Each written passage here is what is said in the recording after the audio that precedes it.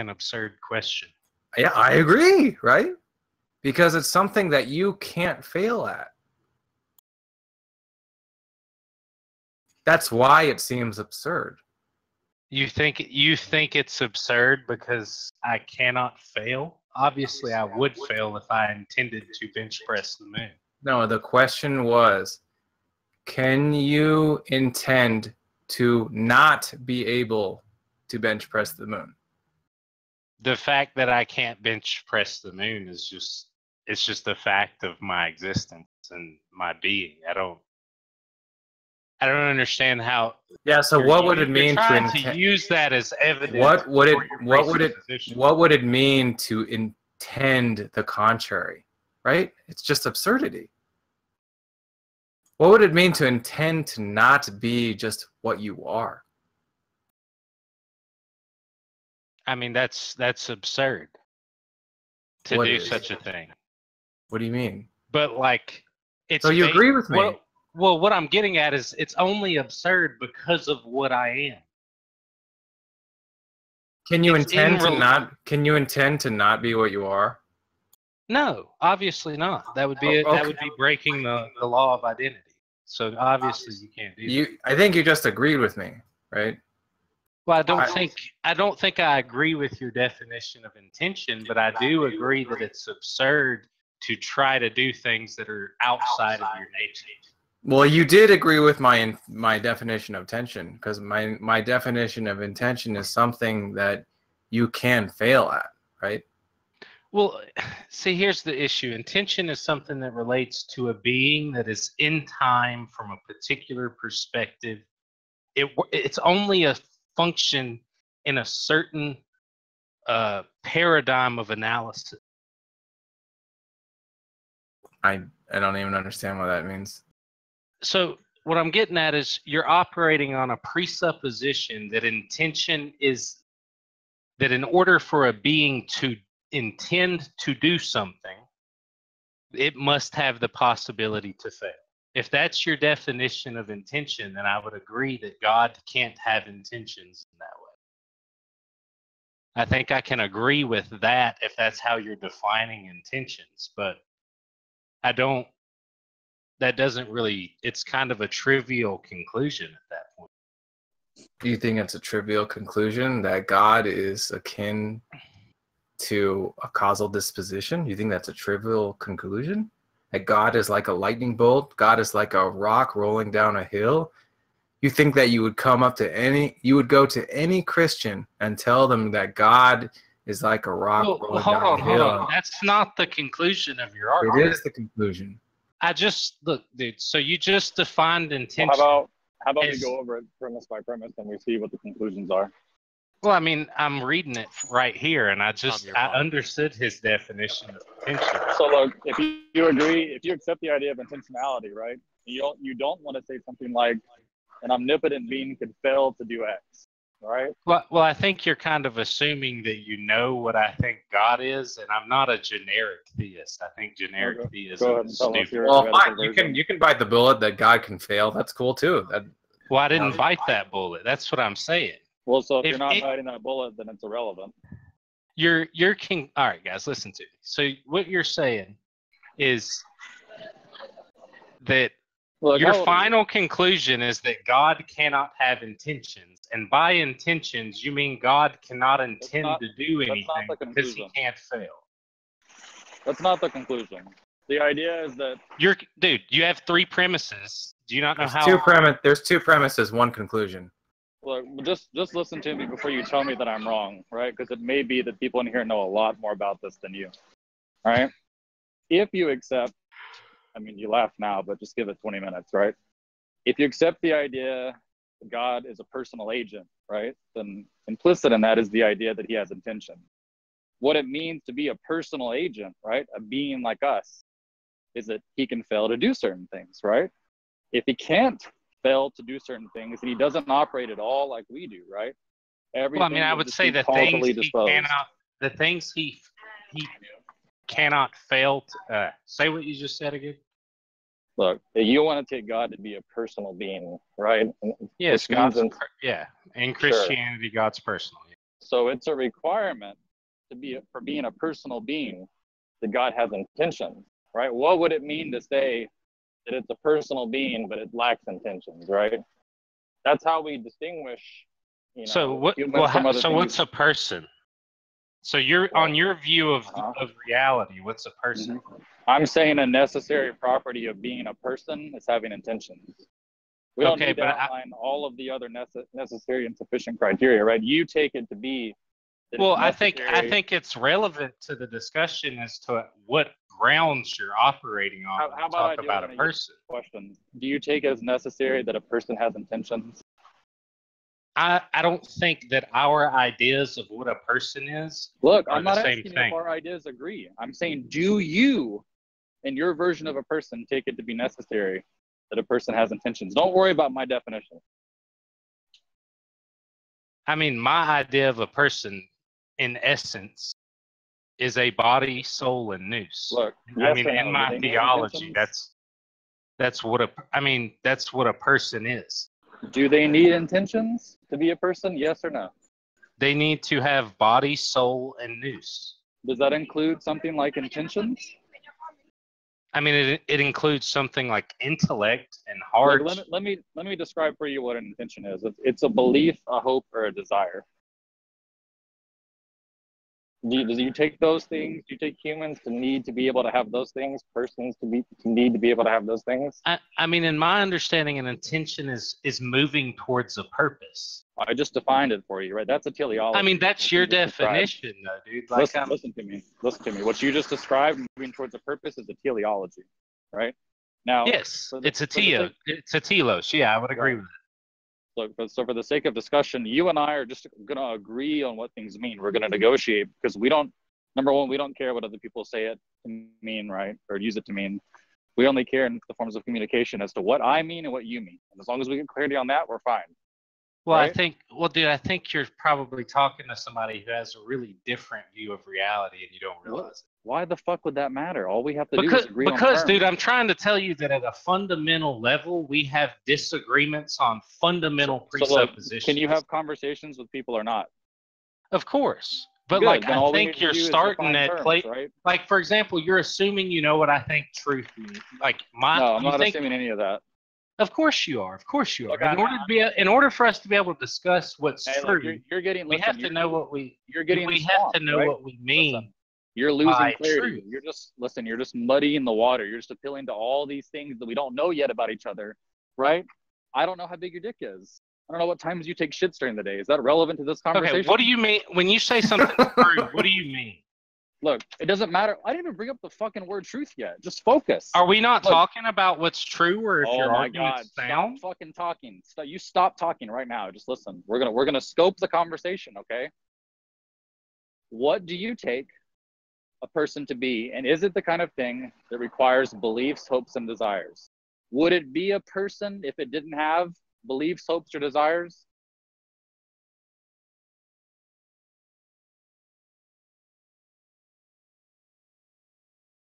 Huh? I mean, probably not. Thank you. See, that was easy. Good. Let me think about it for a second, though, because Go ahead. I have to. That's fine. It would look something like a computer. It didn't. Well, have see, those. but see, if like assuming I were to swap paradigms, that's what I would be as a computer. I wouldn't be a person. I think a person is a metaphysical concept. I don't think it's a physical thing. So, like, that's what I'm saying. Our paradigms are entirely different, like when we're approaching this question. Look, you use language the same way we do. All you have to do is say, what I mean by X. I mean, but I assume that you're probably adhering to a correspondence theory of truth, whereas I adhere to a coherence theory. You don't need to bring up anything about. Of course I do, man, because I analyze things from a paradigm perspective. Listen to me. All the paradigm, correspondence theory, all the things you think you know about theories of truth, like epistemic justification, metaphysical groundings, none of it. You don't know any of it, really. We haven't even come close to a situation where it's needed to talk about that. You could be a coherentist, and this conversation is still perfectly meaningful. You don't think that if I'm a coherentist, that your belief around what intention is needs some other proposition that it coheres with? I'll do you one better. I don't think what you just said made any fucking sense. I mean, then I don't think you know what the coherence theory of truth is. The coherence theory of truth is the idea that what makes a proposition true is how well it comports with other facts and propositions in your worldview. It's that it coheres with a specified set of propositions. Coherence Is there an echo? defined in Is there an relation. echo in the room? Well, you talked about facts of reality, which is more in line with coherence or correspondence theory. Look. Why are you talking about this right now? Why? Is it just the need to sound like you know what you're talking about? No, dude. It's my point is that we're coming at. I analyze this entire argument from a paradigm perspective. Hey, listen to me. Just listen to me. I'm listening, dude. We could talk about persons and not talk about what your theory of truth is, right? If someone asks you the question, okay, that's your analysis of a person, now how do you know that's true? Now we've entered the right playground to be discussing how big the sandbox is, right? We're not there yet. I'm just asking what you're trying to do is ask me what a person is, and if I think that that what a human person is univocal to what the godly persons of the Trinity are. Oh, and I don't. Huh? I do think there's an analogy there. Do you know what univocal means? Yes. Tell me.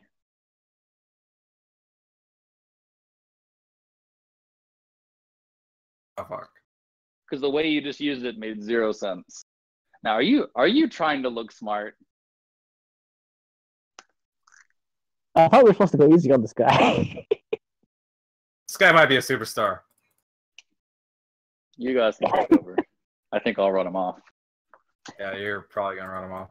I'm not gonna leave, but Look, I mean, I'm scary. Not everybody else is like. Can someone tell me what univocal means? You're not scary, and it means you're not scared of me. It's fine. You will be. You will be. Come on. Come on, dude. My point is that it's not a mathematical equal sign. We are not identical to the way the persons of the Trinity are. Which conversation were only you a part of? What are you referring to right there? Your point is what a person is. That's what I'm talking about, dude. You don't think there's? I think there is an analogy between a human person and the persons of the Trinity.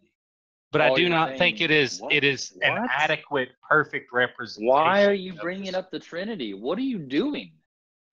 Because listen to me. Listen to me. Before we can, you're already using the word that you haven't defined yet, right? Before you continue to use the word persons, we need to know what you mean by that. I mean, dude. Hey, dude. Body, soul, nous. That is what a person is in my. Now, theology. Tell us what that means. Okay, well, you know what a body is, right? Correct. Yep. Okay, so soul would be something that maybe you would call mind or intellect. Okay. All right, and nous is the aspect of humanity that gives them direct access and contact with God in His energies. Awesome. So, look, let me ask you a simple question. That mind, that spirit part, the soul part. Do you think that we would we call it a soul if it didn't have beliefs, hopes, and desires? We wouldn't call it a human soul, no. Great. So we probably wouldn't call. Look, it's a very simple question. We probably just wouldn't refer to a thing that doesn't. Hey. Okay, go ahead. We probably wouldn't refer to a thing that doesn't have beliefs, hopes, or desires as a person, right? We would just say it's just like something else. It's not like us. Not a person, right? I think we can both agree on that. No, I don't agree with that, actually. And that's why I was bringing up the Trinity. Just imagine meeting an alien that doesn't have beliefs, hopes, or desires. That literally means it wouldn't believe things, it wouldn't desire things. And you want to tell me you would call that a person? Or better yet, what's the difference between like Johnny Five and the other like robots, right? What is the difference? Why do you think a thermostat? Actually, dude, the more I think about it, I don't think I have an issue with that at all. Good. All right, that's the initial agreement point, so that's good. The next question is, do you take God to be the kind of thing that has beliefs, hopes, and desires? Do you think that God believes and God desires? Yep, I do. Okay, now here's the problem. Here's the crux of the issue. Okay.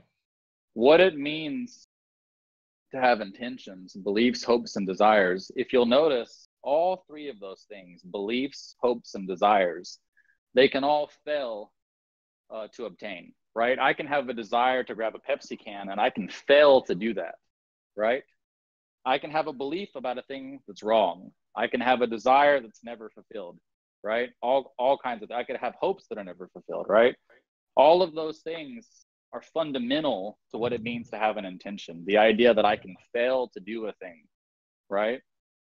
So it seems to, so are you defining intentions as belief, hopes, and desires? Yeah. Okay. So it has nothing to do with telos at that point, right? It's just a class of mental Well, states. I'm just asking, is telos involved in this conception? No telos in this conception of intentions. None. You don't need it. So it's not a you would agree that it's not a common understanding of the word intention. It's the most common understanding of the word intention. How do you, I mean, I would disagree with you. Don't, okay. Okay, that's fine. That's fine. It's, you're free to define your terms as you want, dude. You know who Peter so, Van Inwagen is? Huh? You know who Peter Van Inwagen is? Nope. Okay, well, there's like, do you know who, what's his name? Craig? William Lane Craig? Yeah, that guy's, I was into him like, I don't know, maybe 2 or 3 years ago, but now I don't actually agree with most of his arguments. I don't think they come to the conclusions that he thinks they do. Well, we'll finish this and then we'll move to that, because that's actually interesting. We don't get a lot of people that disagree with him that are theists. So look, the idea is that when we look around and we analyze what beliefs, hopes, and desires are, we can't make sense of those concepts without the ability to fail. Like if I tried to reconceptualize a desire as something that could never fail to obtain. Okay, well can we unpack your definition a little bit and maybe go into each term? For sure, yeah. So can we start with belief and figure out what a belief is? The opposite of an agent.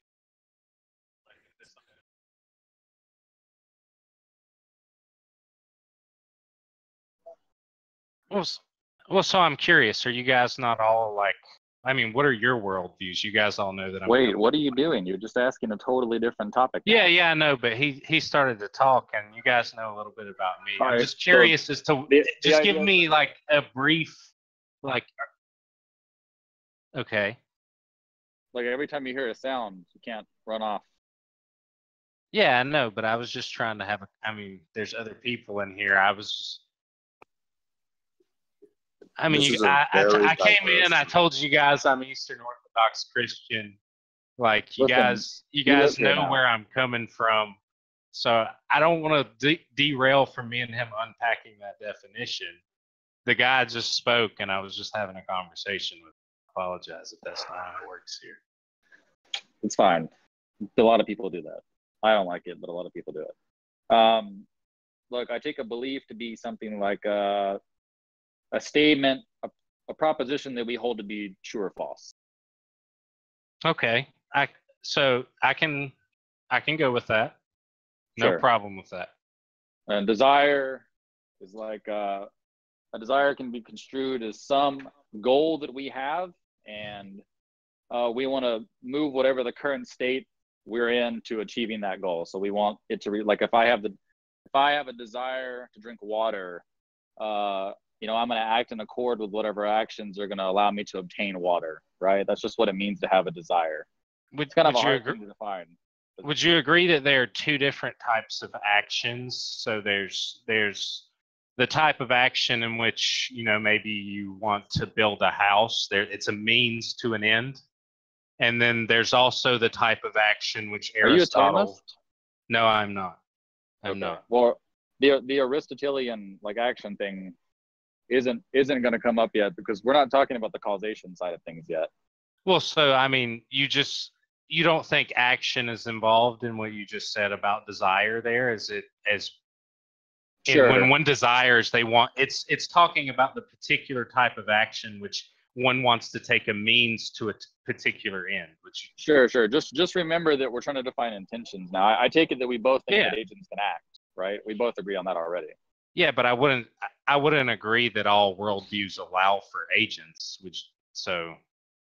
I mean, that's another argument, but like it's something that this entire argument would depend on, which I'm just giving you benefit of the doubt right now. Sure. So intentions are like a category of these kinds of mental states: beliefs, hopes, and desires, right? Well, I'm sure you know what a hope is. It's just intentions just refer to all of this group of mental states, which we take it to be about the world. The unique thing about intentions is that it's an agent and it's directional. It's an agent towards the world, right? We have intentions about things. I have desires about water. I have hopes about things in the world. I have beliefs about things in the world. It's that aboutness that's unique to intentions, right? Like, for instance, what separates us, seemingly what separates us, and we don't have to dig into this, but most people have the intuition that what separates us from things like computers is that we have intentions about things in the world, right? In a way that computers don't.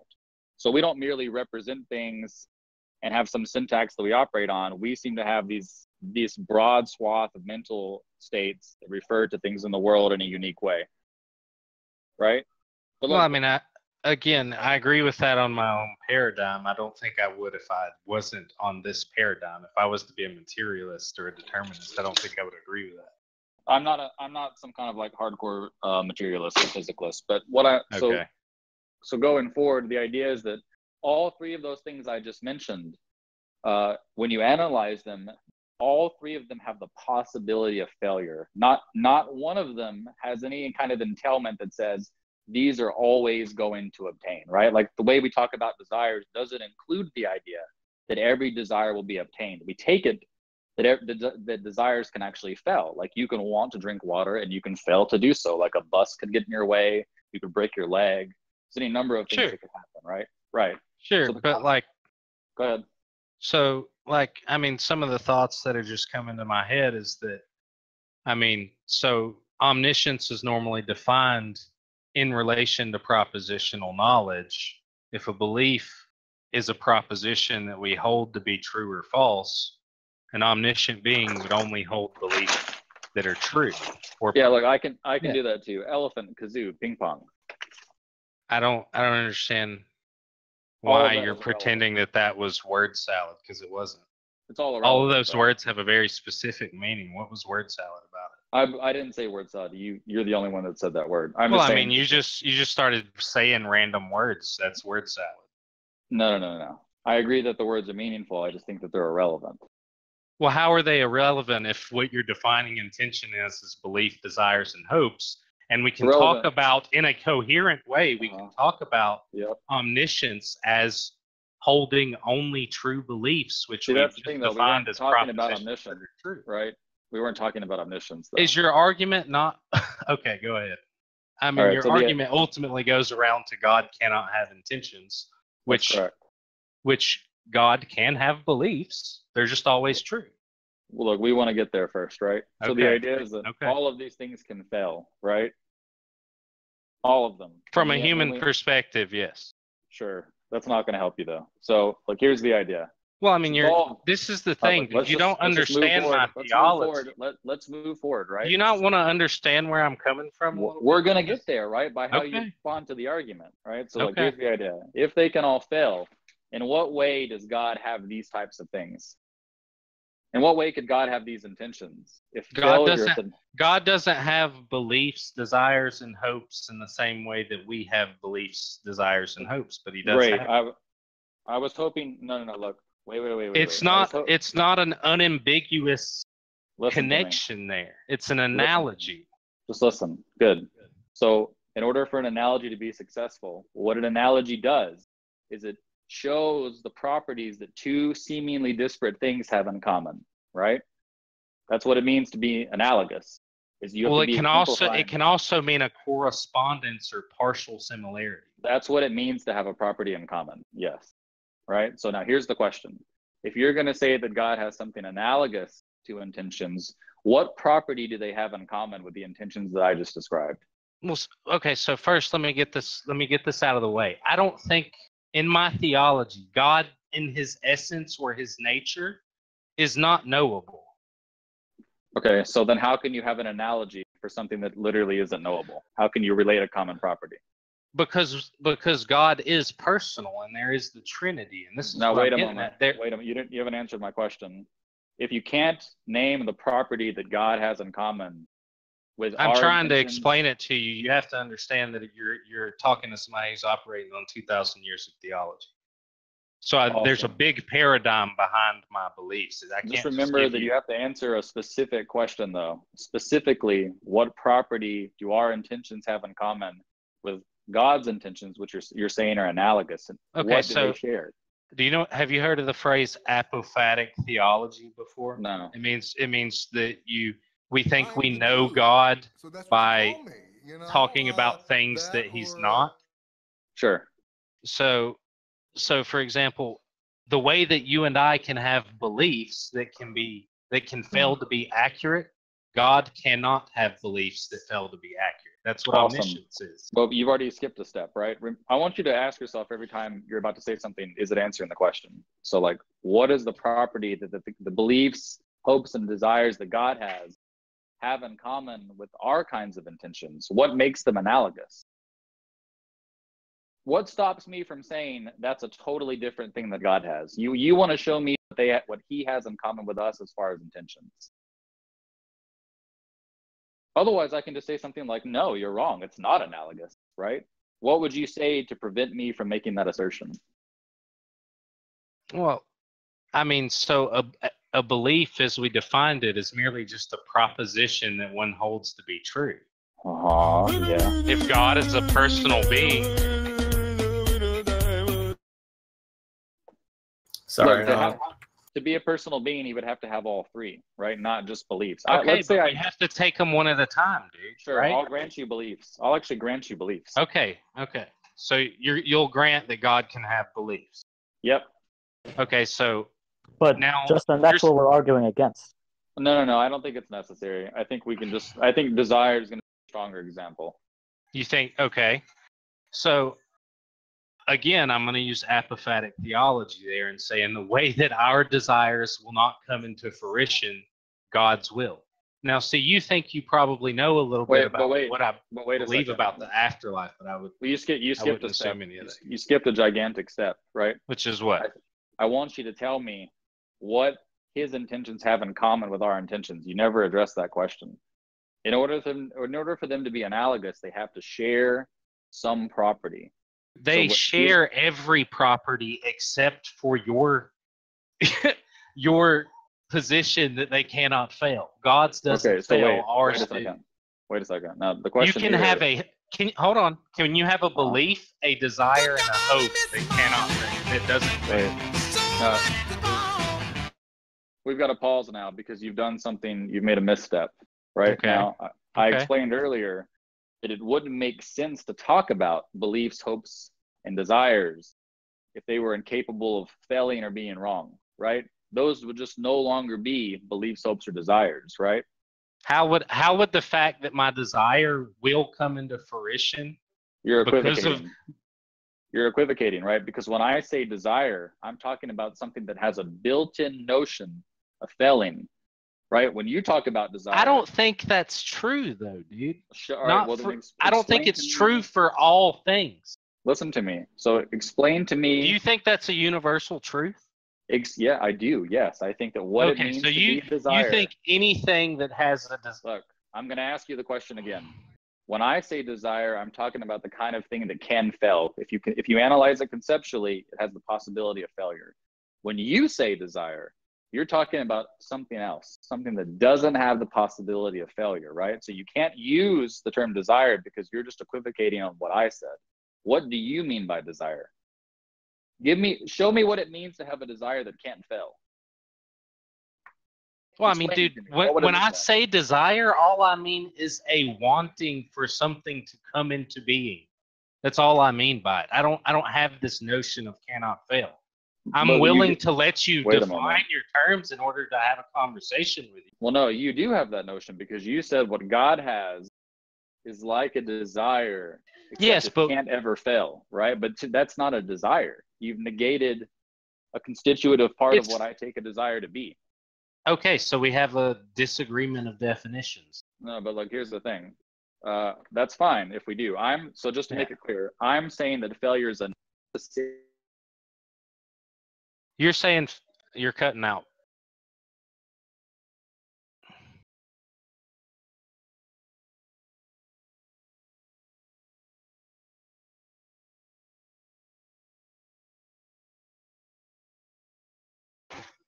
Hello, I Trump. don't know who I was talking to. Yeah, I can't hear him anymore. Can y'all? Sometime, why don't you take over and try to tie this into normativity, I guess. What parts of the South are you from? All right, can I'm you originally hear me now? from around Yeah, I want to Alabama. just start, Oh. but Wait, Justin is back. I'll do it at a play with your tutorial. So look, well, just to recap, what I take a desire to be is something that has a necessary property of being able to fail. Like it's necessary to fail in order for it to be a desire, right? If you want to give some other analysis of what a desire is, and the analysis would have to be the kind of conceptual analysis Okay, that doesn't on allow top- for failure. Outside of that, what is a desire? Outside of the inability to fail. There's no outside of that. Okay, so a desire is just something that cannot fail. That's normally called a necessary thing. That's not a desire. No. Look, I'm saying the exact opposite of what you just said, right? I'm saying that what it means to want, to desire the state X includes. It has to be able to fail. That's what you're saying. That's correct. Yes. Okay, my bad. So if it has, that's all it has to be. That's how we distinguish it from a mere disposition, right?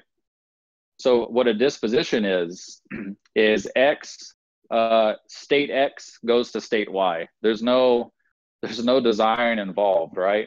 There's just a transition from state X, like X0 to X1, right? There's nothing else involved. If you do a certain thing to state X, it's going to turn into state X1. That's a disposition. Like when I hit my keyboard doesn't have desires, hopes, or beliefs, right? When I hit my keyboard, there's just a causal disposition that causes like a character to appear on my screen, right? Yeah. Right. So there's no in things like desires, we have this notion of failure because we take it that we don't have mere causal dispositions. Like when I go to grab a Coke can, I'm not saying something like, I'm necessarily going to succeed every time I try to do X, right? When I grab a Coke can, I'm just causally disposed to getting the Coke can, you know? I'd be really interested in hearing later what your worldview is because Jesus, this guy. All right, so look, let's just take it as a given that I assume that a desire is something that includes failure, right? So when you talk about so God, if you're gonna, when I talk about God, what I mean is that God can have the ability to want something to be a certain way. Well, how about this? You know what? Let's try this, Justin.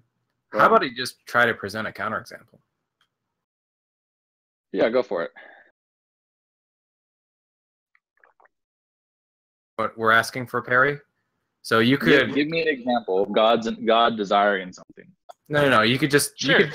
Sure, no, we don't even example, have to do it. It'd just be easier to. What about what's going on in chat there? What if we just drew an analog to one of our desires that we can't fail at? Would you just say it wasn't a desire at that point? Right. Think about like if I said, I desire one day die, right? I mean, I don't know if you guys want to dispute that, but it doesn't seem like I could fail with respect to that. I think you could. Desire. One day I'm going to die. What do you mean? What do you mean? Logically? Yeah, I don't think it's likely. Okay, so you're not going to make you wouldn't say it's not. You would say, well, it's logically possible. You might not die, but not metaphysically possible. So, do are contingent on some type of logical counter something like that? Because that just seems like a weird way to cash out desires. If I had the one day die, right, would you just say that's no longer a desire, or would you say that that's not normative? Or because that just seems strange. Like if whatever you got going on here can't account for that, then it just seems like something weird's going on, right? It just seems to me like there's still the possibility of failure there. It's just you're just saying something like it's implausible. Yeah, but God's will. I mean, what if we just stipulate? I mean, let's just stipulate that it's metaphysically impossible, and then take it to its logical conclusion. I'm not saying that it is metaphysically impossible. If it's metaphysically impossible, dispositional, right?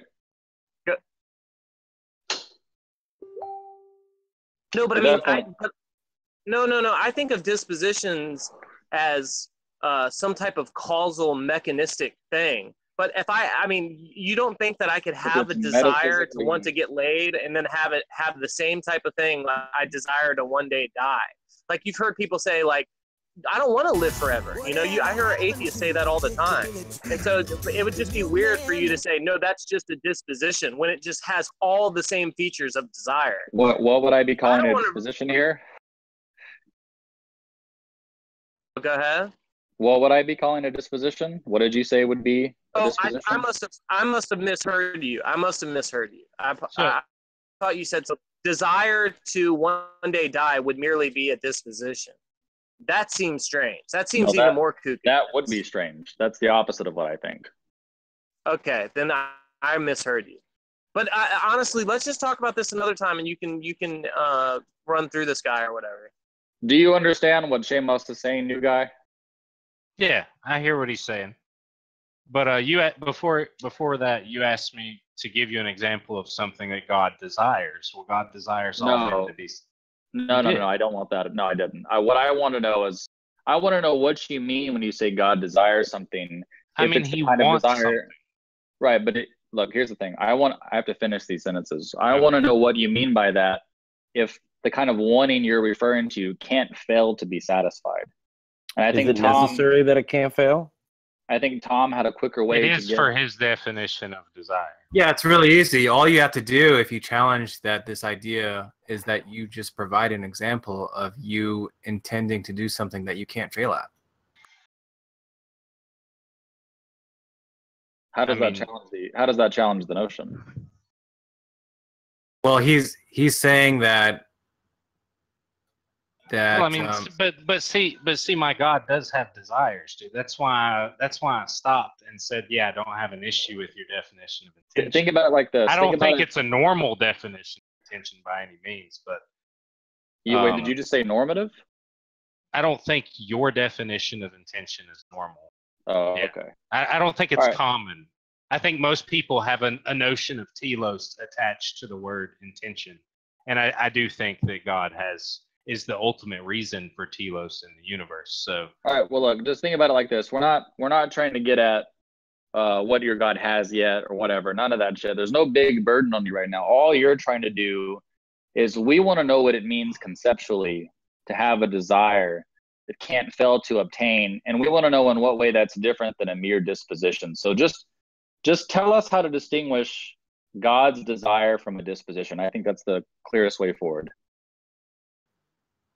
I think you should start with him just giving an example of something he tends to fail at, or intends. Well, I think he knows that I would respond to that by saying God is not the same in that respect. So I don't think that's gonna. I'm not gonna say that. So, for example, I think we could try that next. For example, God could desire that all men to be saved. Wait, but before you use that word though. Fail. Before you use that word, we just want to get clarity on what it is. Tell us the difference between God's desire and a mere disposition. Well, I'm telling you, God can have a desire that can fail. That's what I'm telling you. So you think he's not omnipotent? Well, I don't think that's involved in omnipotence. I think it has to do with the idea that you can't go against your nature. Before we do that, can fail is incompatible with omnipotence, but. I disagree with that if you're listen, talking listen. about something that I know what he's going to say. omnipotence is limited by the nature of something. Or Listen to me before we move forward, before we go to this, because I know what you're going to say. Before we go there, just tell me the difference between God's desires and a disposition, because you may have some meaningful distinction, but we need to know what it is. Now, I want you to know that a disposition can also never fail to obtain, right? But you want to say that there's some difference between God being a mere set of dispositions. Well, when you talk about a disposition, you're talking about a physical phenomenon, right? Doesn't Things have we to be have physical. experience. Well, give me an example of like, are you talking about like a mathematical disposition would also be? A disposition just means math is assumption based. So like, yeah, look, I already went over this. A disposition is just where state X1 is going to follow from state X0 always.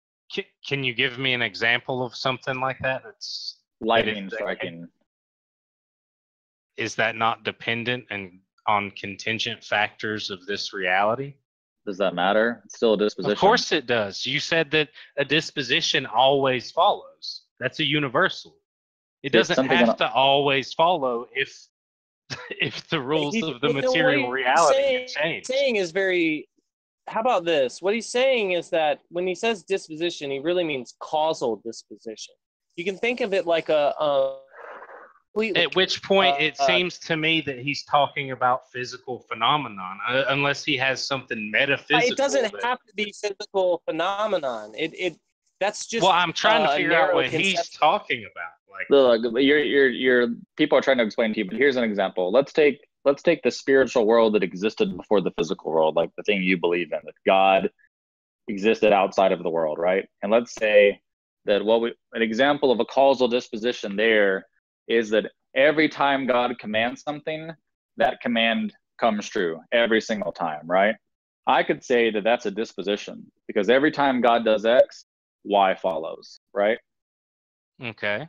That's not dependent on anything physical. It just means if X, then Y, right? Every time. There's no possibility of failure, just X and then Y, right? But that's not necessarily true. And you know where I'm going to go with this, which is into free will and the idea that God desire us to behave in ways that we don't behave. But look, we're talking about God specifically here, right? So the question is this. I'm just going to ask the question again because we got a little bit sidetracked. When God has a desire, in what way is that different than just a disposition? Tell me what's meaningfully different. If you want to I mean, I think there's an agent involved who has a telos, and that's what I'm saying. When I think that God's desire involves telos. It's not like your desire. Like I wouldn't use your definition in relation to God because you haven't answered the question. Well, you just asked me for a distinction. I'm giving you a distinction between the way God desires and the way men desire. If we're using your definition of desire. No, I don't want the difference between those two things. We can make it simpler, right? When God has a desire to do X, what's the difference between that and God being causally disposed to do X? If you want to say something like God can fail to do X, you can do that, right? But if you're not going to say that, then I want to know the difference between God desiring X and God being causally disposed to X. Oh, fuck. So are you asking me if God has, I mean, it almost seems like you're asking if God has the ability, it almost seems like you're trying to remove agency from God. Look, let's answer the question first before we hit the meta, right? Just tell me the difference between God being causally disposed to X and God desiring X. Well, I think the difference is that when God desires X, it just means that God wants X to come into fruition or and to does being. X always obtain? No. So God can fail. When it's involving free creatures, yes, God can fail. Okay, so I hope that he doesn't. But yes, he can. How can something be omnipotent if it can fail? You know that I would say that it can't act against its essence. But part of its essence is to fail. You're saying that a property of God is the ability to fail. So it's not acting against its quote-unquote essence. Well, see, here's the issue. In Eastern theology, I don't see how human free will could mean that God failed, because presumably God wanted to give humans free will because maybe it, contributes to some greater good or something like that, and it's worth risking all the fallback. So it doesn't that doesn't seem like a failure. I don't even think you're going to get. And I'll be honest with you guys, I went from Western Christianity to Eastern Christianity in about the past, 6 months. So I still struggle with Protestantism. Fucking winner. Answer Well, the you're question. gonna go to atheism in the next 6 months. So I don't think that's gonna happen, dude. I find it a really absurd worldview. Let's get back to the question. It's been like 30 minutes. Come on. Well, I mean, what I'm trying to say, dude, is that when I say that God desires, what I mean is that he has a want for something to come into being. Look, you do this thing where you go back an extra 5 minutes every time we recap. We've already gotten to that, right? And you said that God can fail. Now after that, I asked, in what way can God be omnipotent if he can't fail? What do you mean by omnipotent? And I know that means all powerful, but define it for me, because my definition is anything that's logically possible. Yeah, sure. And I don't think it's logically possible for God to create a free creature and then make it do something. Look, you're not answering the question again. I did answer the question. Listen, I'm gonna. You're hearing me. I'm gonna grant you the fact that God, what omnipotent means for God is doing all of those things which are in his nature to do logically. Okay, that's granted. That's what omnipotent means. Now I'm asking, how can we say that God is omnipotent given that definition if God can fail? Because the reason I said God can fail in relation to free creatures. If he creates free creatures, that was if he creates free creatures, then he can fail. Why does failure only apply to creating free creatures in a non-ad hoc way? Can you explain that? Well, I mean, it only applies to free creatures because I can't think of anything else that's logically impossible for him to do. But wait a moment. We're not talking about logically impossible. What I'm saying is, you said God can only fail with respect to free creatures. First of all, in what sense does God fail? Outline that first, and then tell me why failure only applies to free creatures. Well, I'm using your definition of desire there. I'm saying his desire can fail to come into being in relation to free creatures. If he desires something in the physical world, that's not going to fail because there's no reason he can't do that. There's nothing stopping him from doing that, but it's logically impossible to create something free and then force it to do something. Okay, that's a contradiction. Give us an example of God failing to do something. We'll start simple. Well, for example, it is the case that all men might not be saved. I don't know, but it's possible. Okay. And the Bible does say he desires all men to be saved. It says it verbatim. Okay. So, I mean, it is a possibility for that desire to fail in a sense. But this is what I was saying when I was saying I'm kind of struggling with my Protestantism there, is that in Eastern Orthodoxy, everyone is saved. So here's a question. So, given let's say we accept that God can fail in respect to wanting all people to go to heaven, right? That God is not powerful in such a way where he can maybe I should say this. God can fail in the respect that all people might not want to come to know him. It's a nested desire. But he desires that they come to him. But that might not happen. Let's say that God can fail in that manner. All right. Now, just as a follow-up question, why is it that God can't fail in relation to other things, but he can fail in terms of human? Well, because it would be a contradiction, and that's what I was getting at with making a free creature do something. No. That's not what I asked you, though. Well, remember, omnipotence was defined as that which is logically possible in regards to what you are. But look, if you're defining logical possibility, if in God's nature is something like this, it's logically possible for God to fail in respect to humans going to heaven, but everything else will obtain, right? Every desire that God has about humans might not be met. But everything else, I'm gonna correct your wording and just say that in Eastern Orthodoxy it would be coming to a relationship with him, because heaven and hell are the same place. You really stray from the point quite a lot. So look, I'm just going to repeat it again. Why is it that God can fail with respect to people going to heaven or embracing him or whatever the relationship? Not right. Because they're free. Listen to me. I didn't even finish the fucking question. Okay. Right? Yeah. Why is it that he can fail with that, but not other things? Like, because it would be a logical contradiction to create something free and then make it do something. He can't create you free and then force you to come into relationship with him. That's logically contradictory. Look, I mean, I'll give you an example. Maybe I'll have to fight this objection. Tell me why that's not a satisfying. Tell me why that answer doesn't. I'm going to tell you. Just listen to me. Just let me speak, and I'll fucking tell you. Look, I can see that this is going to be a roadblock, so I'm just going to go ahead and undermine this claim. Do you think that people are sinless in heaven?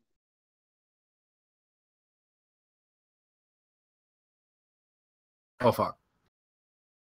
I mean, I don't really know, because I do. What do you mean you don't know? It's biblical. Do you not think that there's no sin in heaven? It's literally written in the fucking book. Dude, it's. Bro, there's no sin in heaven. Just fucking stop being scared, bro. There's no sin in heaven. Stop being a...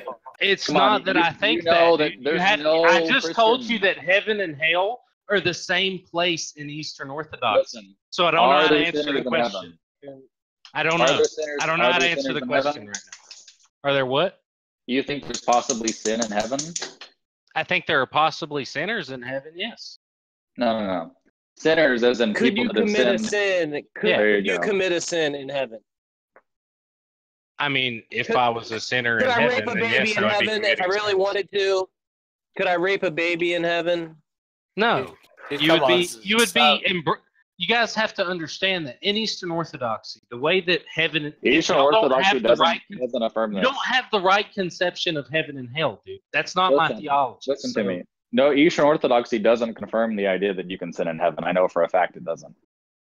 Show me where Eastern Orthodoxy says anything about being able to sin in heaven. That's something. What I'm saying is, I don't actually know how to answer the question at present moment. I don't understand why that's not. That's because you're a babe in the faith. You came to Eastern Orthodoxy 6 months ago, and you still have baptism. Yes, I just told you that, but I do know that in Eastern Orthodoxy, the reason I came is because I was studying.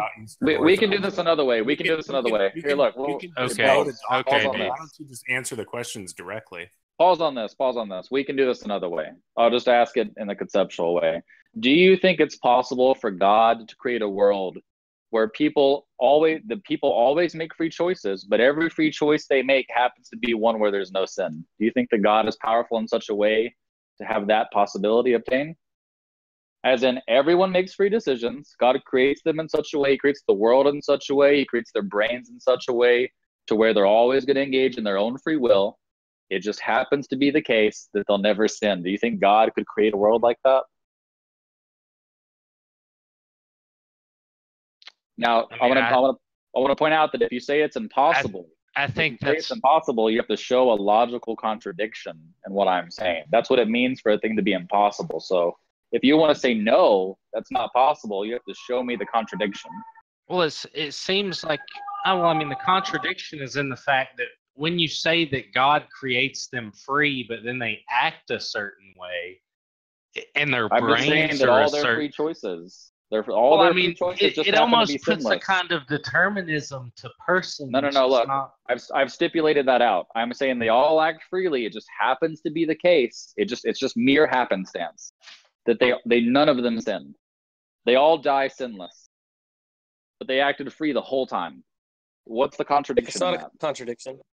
I don't think. I mean,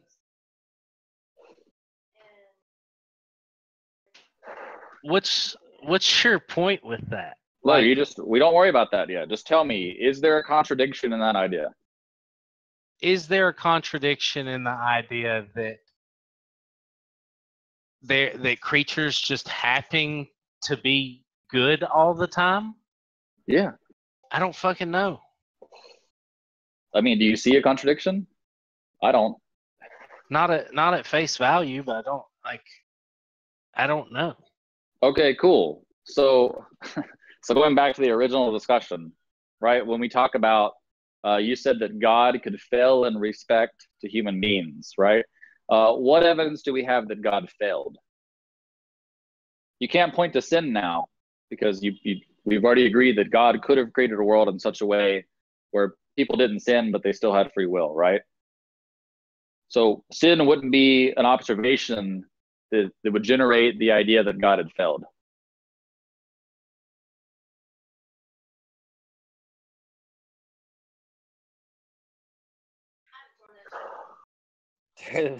There's a way out of this, buddy. There is You a way. just have to I think. just thought about it. Yeah.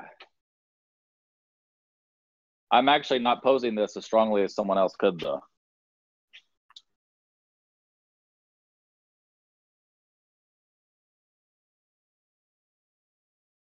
Oh, fuck. But actually, it is an interesting question. What is the evidence that God failed? No, You're pointing at free will, right? You pointed at free will and you're saying, look, God created free people, blah, blah, blah. But what is the evidence that he failed? Just because there's free will, how does that imply failure? Well, it's not. You seem to be equivocating around failure here, dude. Because I thought what you're talking about, like, your concept of desire is just making this. Wait. You're going off the map. You're going off the map. You got to color within the line. Every time you say cannot fail, are you not talking about a desire? Look, that's irrelevant to what I asked you. Well, I thought this whole topic was us. Don't worry about the whole. Don't worry about the whole topic, right? What I'm saying is, dude, what's the evidence that God failed? What's the evidence that God? You keep pointing to free will as like a failure thing. I'm asking you, what's the evidence that God failed? What I'm saying is that is an example of a desire, a want of God's that is not in place, that is not in being. Look, I'll recap for you. The point of you bringing up that example of free will is because you wanted to say that God creating humans is an example of a desire that God had that could have failed. What I'm basically asking in a roundabout way, but now the question is clear. No, I'm not saying it could have. Wait. I'm saying it is in the very present, not in fruition. I can ask you a simple question to show that's not the case. Okay, go ahead. Ask the question. What is the evidence or argument, right, that God creating free people? It's gonna be based on the Bible, dude. Totally. Just listen. I didn't even finish the fucking question. What is the evidence that God creating people with free will entailed failure? How do you know that every time God creates people with free will that he's not always going to succeed? That's up to the person that he creates, dude. No. Yes. No. It's about God specifically. How do you know that every time God creates people with free will, he's not going to succeed in his goals? Look, it's possible. I can say this. I can say something like this. I can say that every time God creates people with free will or beings with free will, every single time he's going to meet his goals. And you have to tell me why that can't be true. Because if it can be true, I can say that's a disposition. Well, I mean, what I'm telling you is that I think what he creates when he creates a person is something that is free. And then you're trying to say that after God does this act of creation of a free being, that somehow the way that being turns out is up to God. Look, I'm just saying that it's possible every time God creates people with free will, he succeeds in his goals. Now, what's the argument? Okay. So if God desires you to know him, do you know him at the moment? Look, that's irrelevant. Just give me... No, it's not irrelevant. You keep dodging this shit because it answers your question. You asked, look, you responded to my question with a question, so I can't be dodging, right? Like, I'm trying to get you to see, man, that you don't know God at this very moment. We're both trying to make each other see the light. That part's irrelevant. Listen, just give me the argument of why someone can't say every time God instantiates beings with free will, he succeeds in his goals. What stops that from being true? I would say, in my theology, God desires all men to know him. That's one of God's desires. That's based on biblical theology. Free men, it's up to them to decide if they come to relationship to God. You just told me you're not in relationship with God. So look, that's your choice. So look, you think something like we have evidence that God's failed. Is that the idea? Because I think we have evidence of a want of God's that is not in being. Sure. So you take it that sinners dying in sin is evidence that God didn't obtain his goals, right? I take it as evidence that because the Bible says that God desires all men to come to know him and to be saved. I think that means that because of that, that we have evidence that God didn't obtain his goal, right? Is that the idea? That we have evidence that there is a want of God's that is not currently in present being. Okay, so now for everybody listening, the natural way to take this dialectic is to expose him to the problem of evil, because he's basically bitten a huge bullet on this, right? But I don't actually want to do that because I'm more interested in the disposition thing, but I'm going to quickly summarize it for you, and maybe we can just skip this part. If you say something like, God can fail to obtain his desires in such a way to where people die in sin, blah, blah, blah, I'm just going to ask you the question, why didn't God instantiate a universe where people have free will but never sin? Again, in order for him to do that, he would have to be able to make free creatures act in accordance with his will. That's not true. Wouldn't be free. That's not true. No, I'm actually stipulating the idea. Give me a way in which God could make a world in which free creatures are always good. Sure. We've actually already covered this, so I'm going to do it again. Okay. I'm saying something like this. There's no contradiction between beings having free will and never sinning. And since there's no contradiction, that means it's logically possible. And if it's logically possible... Think about it like this. You're asking if it's logically possible for God to make a world in which there are only free creatures of that light. Listen to Shane. This is what Justin's trying to say. Imagine that God creates a world, right? And he gives you a range of possible choices to choose from, right? A range of alternate possibilities, right? Let's say that of the potential of all of the possibilities, right? And there's a huge number of them. None of them would be sin and none of them would be evil. You could choose to smile or give to charity or sing a prayer. You could choose between those things, but he gives you a nature in such a way that you can make a choice, a free choice, but only choose between good things, right? And that's what Justin's saying. He could create a world in which you have free will just being defined as having alternate possibilities or the ability to make a choice of some course of action or so. You would have that, but you just wouldn't be able to choose sinful things or evil things. You would only be able to choose from good things. I don't understand how that is free will. It's the same way. It's the same way that you believe that we have free will now. Like, you don't have the free will to jump over the moon, do you? No, you have constraints. But that's not the same. I don't think that's. It is the same. The idea is that you have. He's pointing out that you have constraints on your decisions now. There's already constraints. Like, the world is composed in such a way that you can't leap over the moon, right? So your decisions are constrained. What Shamos is pointing out is this is just a different type of constraint. You're still going to have the same free will you have in this world. It's just that your choices are constrained in a slightly different way. They're constrained in the sense that all of your options are sinless.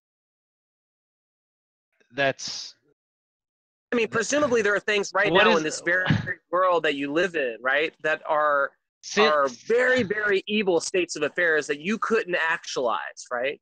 Like, I have every ability to act my will out towards whatever purpose I see I want. Like jumping over the moon. Sure, if I wanted to try to figure out a way to jump over the moon, I could try to do that. Doesn't mean that I'm going to... Like about murdering God. Listen, do you think No, suck your own dick. Do you listen? Let's think about it like this. here's an evil thing that God has constrained you from ever being able to do. Imagine if you could just, by thinking a thought, just destroy all of God's creation, right? Presumably, God's giving you a nature in such a way that you could never, ever actualize that type of evil, right? And that would be really evil. That'd be thwarting God's ultimate plan, right? And so you're already under constraints where you can do some evil, right? Just you can't actualize the whole range of evil things. You couldn't destroy his entire creation. You know? And so the thing is, we're just narrowing the constraints even further to where you can't do any evil things, and the only can you things have you evil thoughts? Do you think he can constrain evil thoughts as well, and it's still free will? All the thoughts that you're going to have in this world, all of the thoughts that you're going to have in this hypothetical world are also good thoughts. Yeah, your thoughts are also constrained. You don't have the option to do things that at don't that point. I don't think it's free will at that point. I don't Look, think you don't have that. think God constrains my thoughts. He does already. But your thoughts are constrained. Right? Your brain is composed of things that don't occur to you. Right. Your brain is already composed in such a way in this world that you believe God is actualized, where you can't think certain things. For instance, you can't think in such a way to where you have 6 thoughts simultaneously. Right? You're already being constrained. That's not the same thing as what propositions I'm allowed to think being look, I'll give you another one. That's not the same as me not being able to think of torturing calm down. babies. I'm gonna give you a simpler one. Do you know what a shrimp mantis is? No, don't know what a shrimp mantis is. A shrimp mantis is a real thing in the world that has colors in it has cone receptors in its eyes that give it a range of colors that humans don't have access to. It has like hundreds of thousands of colors that you'll never see because your retina, your eyeball, only has like 3 color cones in it, right? Yeah. And as a result, all of the thoughts you have about colors are constrained by the cones in your eye, right? Sure. Right. You're already constrained in this world by the way with your composition, right? Your eye's composition constrains your thoughts already. You don't have access to all those colors. It right? doesn't constrain the propositions that I'm allowed to form. Yes, it does. Like I can, yes, it does. So I can't form a proposition about I didn't say you couldn't. Well, think about you're just straw manning. Look, he's just straw manning. Infinite complexity, right? There's some type of equation out there that's infinitely complex, right? Equation that goes on forever and forever and ever. You're arguably you will never ever have the ability, right, to actually fathom that. And so, yeah, and if you could speak for eternity, you could state that equation as a proposition. So, ding, ding, ding. Look, the idea is that the way you're composed is going to have entailments about the kinds of things you can think. Do we agree on that?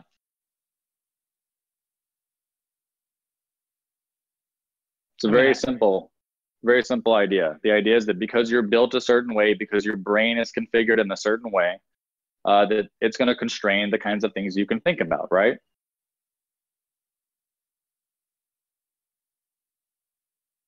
Like you don't have sonar, right? Bats have fucking sonar. You don't have sonar because your brain doesn't have the module that allows for like echolocation.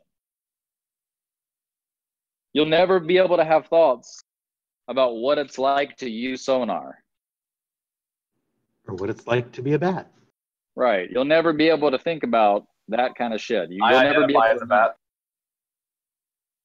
We got other kin in here. Look, the idea here is very simple. The way you are composed has consequences for the kind of thoughts you can have. Do we agree with that?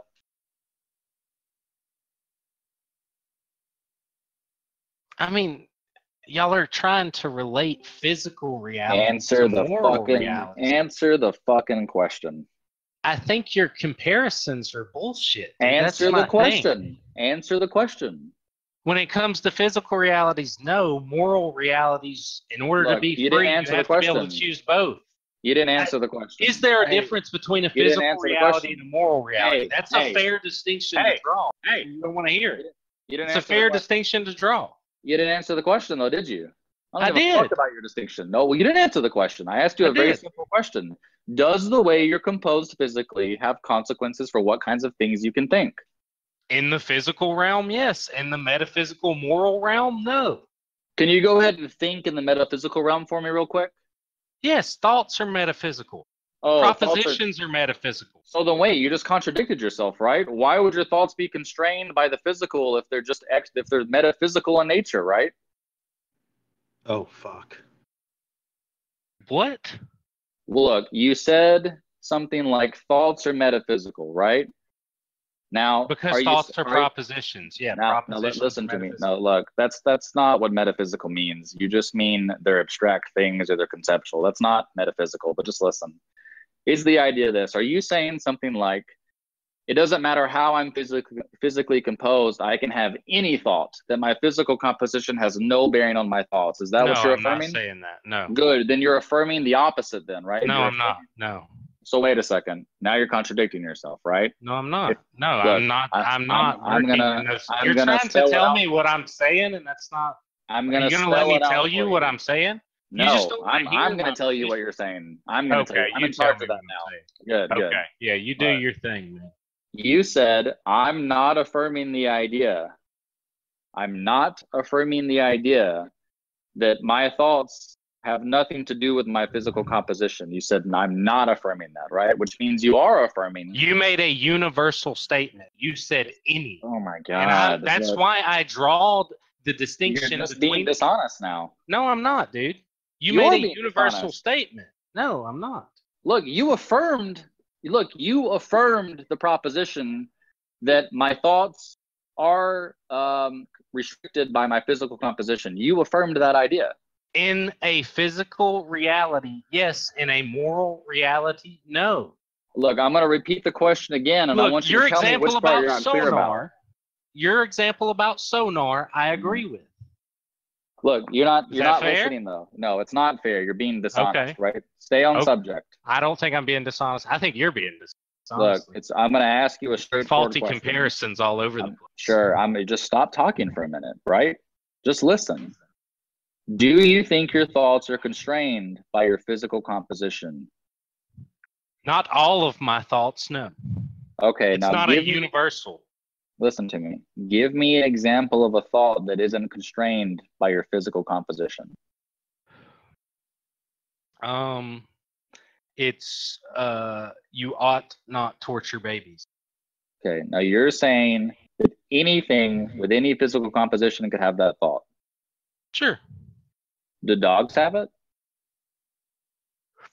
I don't believe dogs are moral beings, so probably not. Do you think? I don't think dogs have persons. I think moral thoughts are qualities of persons. Sure, and you don't think that has anything to do with their physical composition? No, I think that has to do with your soul and your nous. Look, here's a simple question, then I'll ask you a simple one. Do you think that it's possible for a worm to have moral thoughts? No, because I don't think a worm has a nous or a soul. But do you think it could, right? I don't think it's a person, no. I mean, if God wanted to make worms persons, that's logically possible. Sure, he could make a worm a person. You're saying something like this. You're saying someone that with complete brain damage, where their brain has been 99.9% destroyed. You're saying that they could have moral thoughts? Yeah, I think they could. I don't know for certain, but yeah, sure. Okay, so why do you believe that? Because I've read a bunch of stuff about people with, hydrocephalus that have, 10% of a brain or mostly brain fluid, and they still live relatively normal lives. Yeah, I can see I didn't pin this down hard enough. Let's think of another example. I don't think that what a human is purely body, man. That's what do you think that thoughts are in a separate realm from physical things? Do you think the mental and the physical realms are separate? Yeah. You're a dualist. I think they correlate, but I don't think but yeah, I think they're separate. Okay, in what way do they correlate? This is probably the quickest avenue. Well, I mean, I would say that we can see correlations in things like dopamine and what most neuroscientists would probably call causations, I would call correlations. All right, but this is good, right? So now you're saying that certain types of mental events are correlated with physical things like dopamine and neurons, right? Yeah, sure. No problem with that. All right, so doesn't that affirm the idea that physical composition has a bearing on your mental states?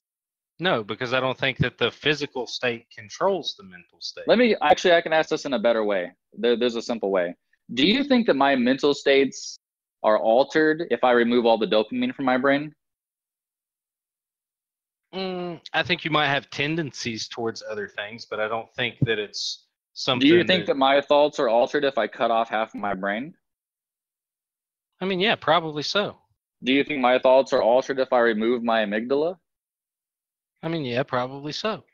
Doesn't this establish the idea that the kind of thoughts you have are constrained by your physical composition? Again, this is going to go back to the fact that I think that humans are body, soul, and nous.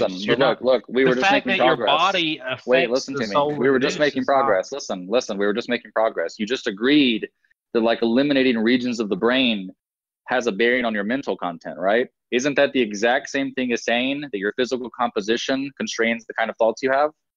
Not any type of thought, dude. Like you're talking. Listen to me. You're taking an anomaly, which is like somebody with half a brain, and trying to apply it to the. No, I'm not doing that. I'm not. Look, just listen to me. Listen carefully. You're saying that if we remove things like dopamine or the amygdala or the frontal lobe, that it's going to alter the kind of mental states that I have. You're saying that, right? Now, a perfectly sure, it's not going to alter the propositions you can think, or it's not going to alter your soul or your nous. I think there's still a spiritual realm that those people exist in. Listen to me. If I remove somebody's memory, and this has actually been done before, they've done this. If I remove someone's long-term memory, or they have some kind of accident that removes their long-term memory, have I altered the propositions that they think about? Maybe in this life. I don't know. I can't be that person. I'm not omniscient. I don't know that person's reality.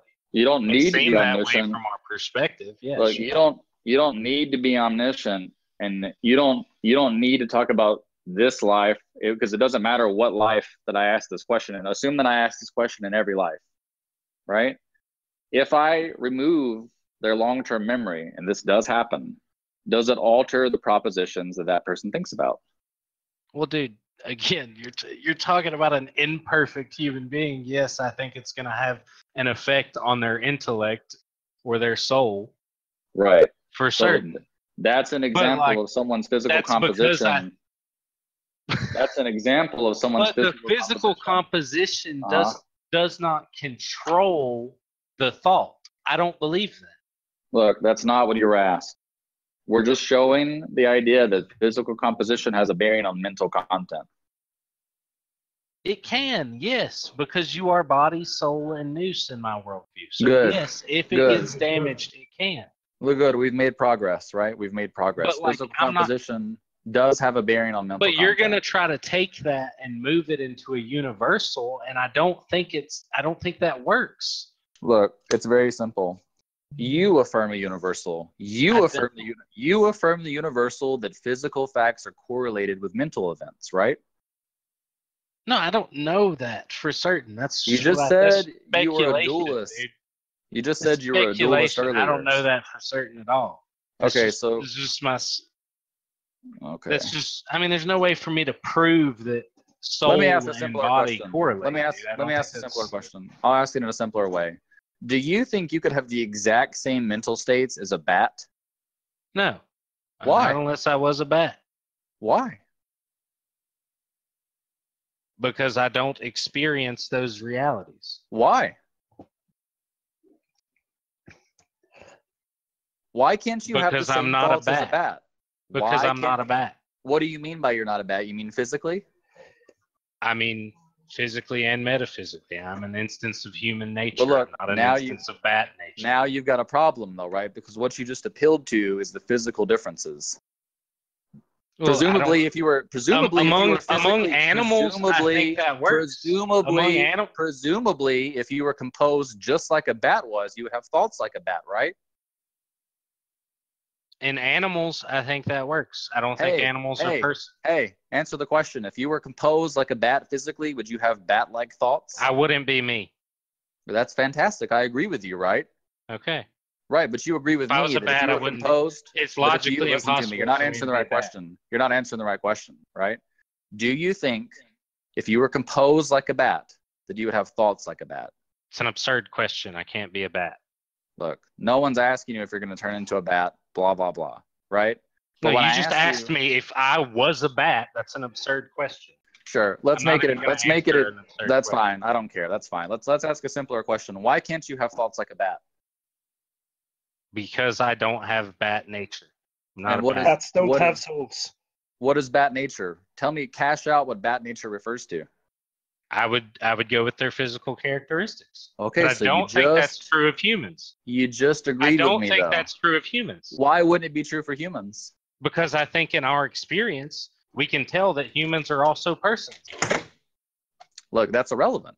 No, because the way that we distinguish one human from another is not That's just irrelevant. physical You're just talking characteristics. about something completely different now. You've just switched No, subjects. I'm not. Look, what I'm I was not, talking dude. You about, just what I asked- was talking about, what I was God, talking dude. about is the relationship between physical This guy- facts This and guy's a and master. mental events, right? Physical facts and mental events. That's what I was establishing. Right now, you seem to have agreed with me. I agree that that most of the time when you're looking at animals, that an essence can be distinguished by This simply guy's so looking full at of their shit. physical You're so fucking characteristics. full of shit. Yeah, that's fine. You're not responding to the objection. Look, it was very simple. I asked you, why don't you have bat-like thoughts? And you said, because I'm a person, a human person. Okay, that's a different nature, and bats don't have persons. Bats That's don't irrelevant. I don't think bats have thoughts. Look, that's irrelevant too. You don't You seem to just understand the asked me question. why I couldn't have bat Look, thoughts. you just I don't run even your think bats fucking have mouth. thoughts. You just run your fucking mouth. You're not. Look, you're so dense that you're talking without understanding the fucking point. You're not understanding the point. Do you hear me? You're not getting the fucking point. Justin, why don't you drive like a truck? Look, the point is really simple. The reason it's impossible for you to have thoughts like a bat, to have the same experience as a bat, you're correct, is because you're not a bat. And what it means to be a bat is to be composed a certain way. Do you agree? Sure. Great. We've made But progress. I don't think bats are merely physical. I don't think nature is physical. It doesn't matter if you think it's purely physical. You agreed on a correlation. You actually affirmed this idea I before don't I think argued for in it. your own worldview you can make distinctions coherently between bats and dogs. May I please make one So, attempt on like, this, I'm just Justin? giving you all of this for fun. Look, you're just derailing from the subject. May I I try think one that- thing, Justin? Yeah, go ahead. Does God have a soul? Horrible question. I don't know. Don't know. Okay. I'm sorry. Horrible question. Let's get back on subject, right? No, Now but I mean, do you mean okay. by does God have? Do you mean does he have an intellect? Oh, for fuck's Yes. sake. I mean, of course, that's what the logo. What's really exciting is after this phase, okay. after phase one is intellect- complete, he says that he has a Is position the on the human Trinity. intellect I as can't wait good for that. as God's? I don't feel like investing more time in this guy. That's cool, man. Can we talk about the Trinity now? Yeah, go for it. Let's Shamos do it. Yeah, what would you like to know, man?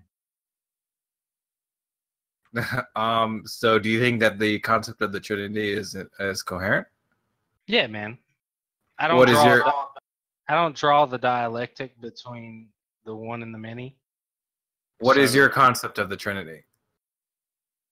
Well, I mean, that's a big question, but I'm willing to unpack it for you. Like, so, I mean, honestly, dude. Not like this, dude. Are you Southern? Yeah, obviously, Where are you from? I'm originally from Alabama. Me too. I'm from Birmingham. That's cool, man. I'm from around Huntsville. Oh, okay. Yeah, I'm familiar. I can tell he has an Alabama accent. Roll Tide. Roll Tide, buddy. Roll Tide, baby, yeah. But no, No, so seriously.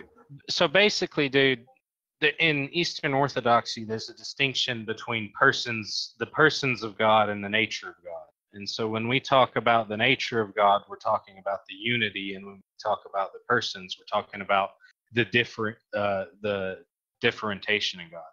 So like, for us, there's not a dialectic there. We don't think that just because there's a distinction in God that there's necessarily that distinction entails division. We don't accept that presupposition. So like, for us, there's a distinction between the unity in God and the persons of God, and there's also a distinction between his essence and his energies. And in Eastern Orthodoxy, the nous, which is the part of the human being that has direct access to God, is what allows us to participate in the divine energies of God. And this is how we come to know him through communion and come to know the persons of God. And so that's how that works in Eastern Orthodoxy. And it comes down to the fact that we don't draw a contradiction or a dialectic of any kind between the one and the many. We think things are both one and many. For example, that all just sounded like poop. That's fine, but I mean, a pen is many parts, but there's one pen. Things have many and one to them, and it's seen all around you. Computers, so is that the analogy that God is? Well, like, do you think all of reality is just one thing, or do you think it's many things? I think there's one reality. No, that's not what I'm asking. Do you think all of reality is ultimately just energy? Or do you think there are actually distinctions among this energy that are real and have meaning? I don't understand what that means. What? You can think of a fact that there's one human, and one human is composed of many cells, and many cells are composed of many molecules and atoms, and all of that shit, right? That makes sense. Yeah. One sentence is composed of many words, and one paragraph is composed of many sentences. One and many is established all throughout our reality. And what I'm asking is, do you think ultimate reality is just one thing, or do you think it's a bunch of different particulars that we can't? I mean, that's what I'm asking. In Eastern Orthodoxy, it's both.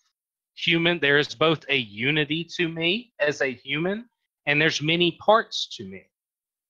But we don't think that distinction entails the division, which is a very Western concept. So look, what's the difference between Jesus, God, and Jesus, the Father, and the Holy Spirit?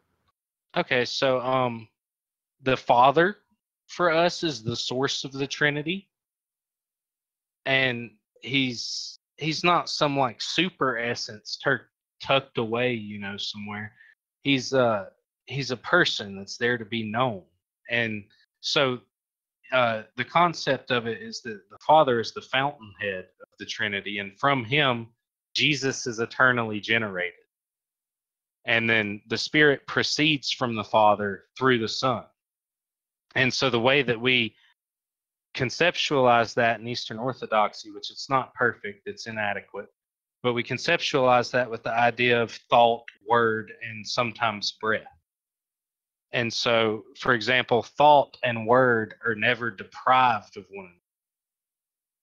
And so in Eastern Orthodoxy, the way that the thought is somewhat a father to the word, which is Christ in Christianity, and then the word illuminates thought to the listener. So in the same way, Jesus illuminates the Father to us. And so you can think of it as the Holy Spirit is God within us, and Jesus is Emmanuel, which is God with us, and then you have God the Father. How are they different? So the Father is the source of the Godhead. Jesus is generated from, and the way that the Greeks used to envision this is a triangle with Get the side story. You get really sidetracked really easy. Just answer the question. Well, I mean, they're different because Jesus is generated. He doesn't share that aspect with any other person of the Trinity. The Father is the source. He doesn't share that aspect with any other person of the Trinity. And the Spirit. Look, we're looking for a straightforward approach, okay? You're saying that there's one God, But Yeah. you're saying, sorry, there's one God, and you're saying that God has certain properties. But at the same time, you're saying there are three different distinct objects that have all of these attributes, but yet there's still only one God. So what's the distinction? The distinction is their relationship to one, and it's an eternal relationship. And anytime one, but see the difference. Do they all have the eternal relation? The way that they are related to. But they can't all have quality X and then be distinct from each other in virtue of quality X. Well, they don't all. For example, not all the persons are generated. That is something unique to Jesus. Are they? Yes, they're all eternal. So we don't need to bother with that, right? Because the question was what makes them distinct from one another. It's their relation to the Father. So what I'm trying to get at is the image that the Greeks used to picture this, and it's a big debate between Western theology and Catholic and Eastern theology. It's the filioque, which is the idea that either the Son and the Spirit come from the Father, or that the Spirit comes from the Son and the Father. And they depict this with a triangle with the point either at the top or at the bottom. The one I believe in is the one with the point being at the bottom, the Father generating the Son and the Spirit coming out that way. Are they each distinct divine entities? No. So like they're distinct persons. What is the difference? Well, there's an Eastern Define person. Well, I mean, the way I would define person is and this is what I was getting at with Justin earlier, which is that the way I think we distinguish essences between animals and other things in our reality. Can you just define person, please? And your answer will be something like, I define person as blank. No, I can't do that. Okay, well then you're using terms that you don't know the actual definition. I'm trying to explain to you how I understand that term, but I mean, if you don't want to hear it. Well, yeah, that's commonly known as a definition. Well, it's not just so straight. I don't. What you said. I think there's that's just what you said you could not provide. Dude, if you'll just let me finish my statement, I think you'll either understand it or you won't. And if you don't, that's fine. But what I'm saying is I think that we distinguish things by the way that we see them. But I don't think that is true of humans in our experience. We don't merely distinguish a human based on physical characteristics. There's also an agent involved, a unique agent involved with human beings. I mean, is that controversial? I don't even know what that means.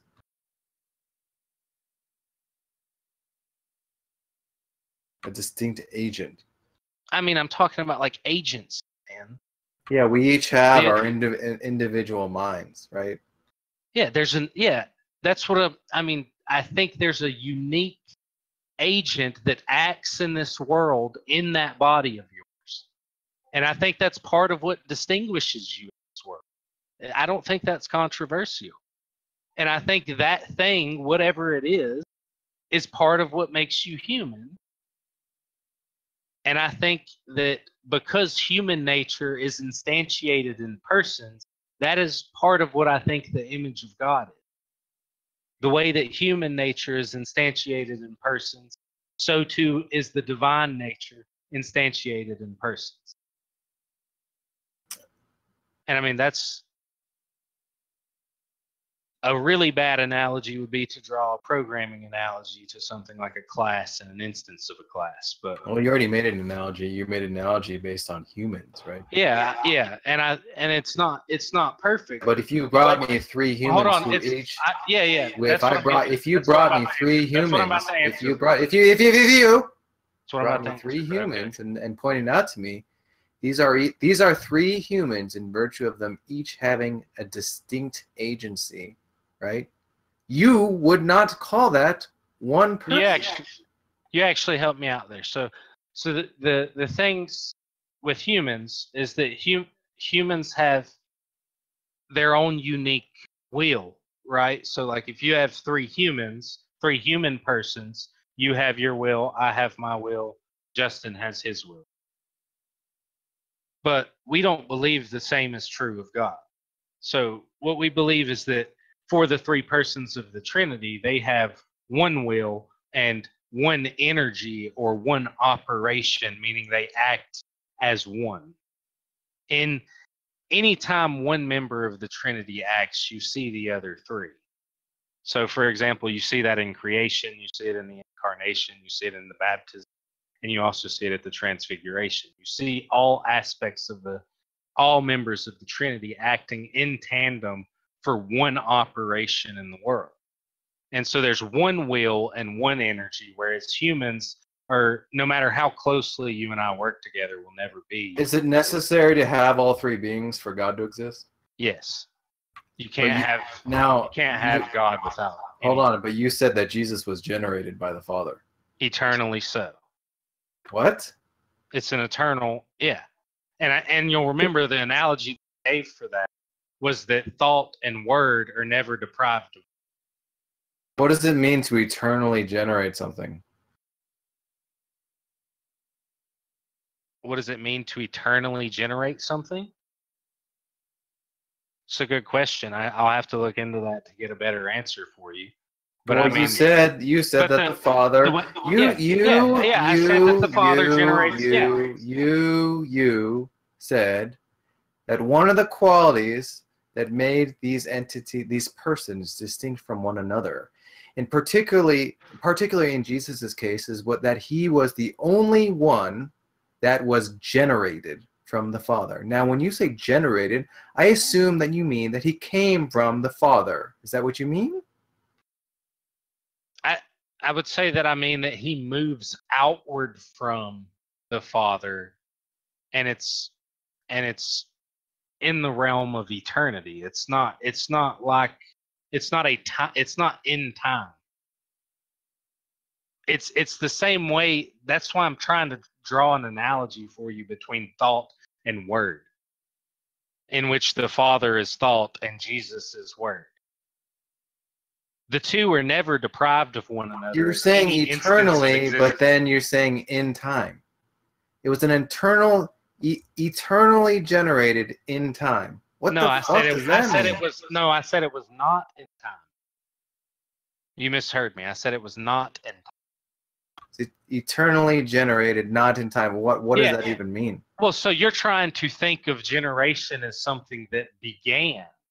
And in eternity, that wouldn't be the case. There's no beginning of anything in eternity. Well, then how do actions take place? How do actions take place in eternity? I mean, isn't time like defined by things changing? It is. So you're proposing a change, but saying that this change occurs eternally. Well, you're outside of time. And if you define time by change, that's a contradiction. I don't know.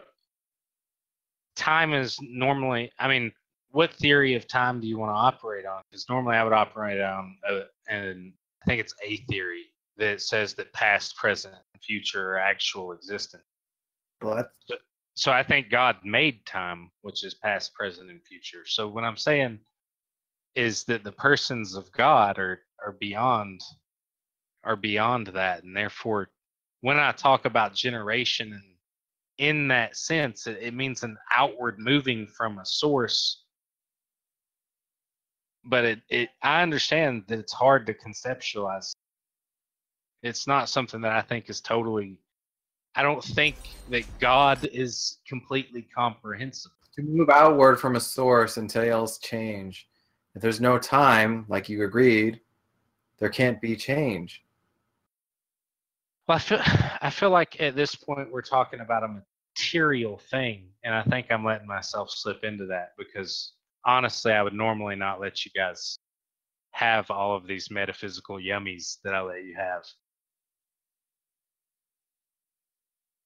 I mean, I guess you could say that, but I don't want to say that because I do not like like YouTube presuppositionalist. Hey, like, you might if you want to know what I kind of believe, you can look at a guy called Jay Dyer on YouTube.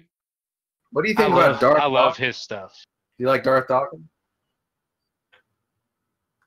I mean, define what you mean by that. I don't have a definition. You present of that claims that are like, evidence. Or like, I mean, are we talking about like William Lane Craig stuff, like where I'm going to give you like the like Leibniz contingency argument and shit like that? I think those are I think those types of arguments are non sequiturs. So no, I'm not going to give you those types of arguments.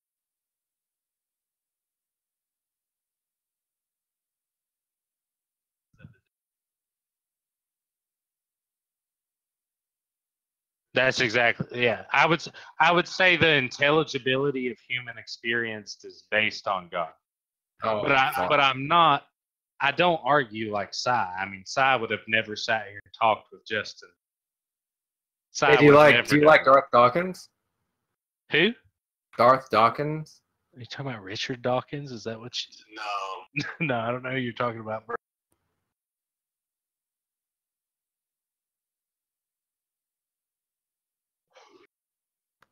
Yo, man, you might be a superstar.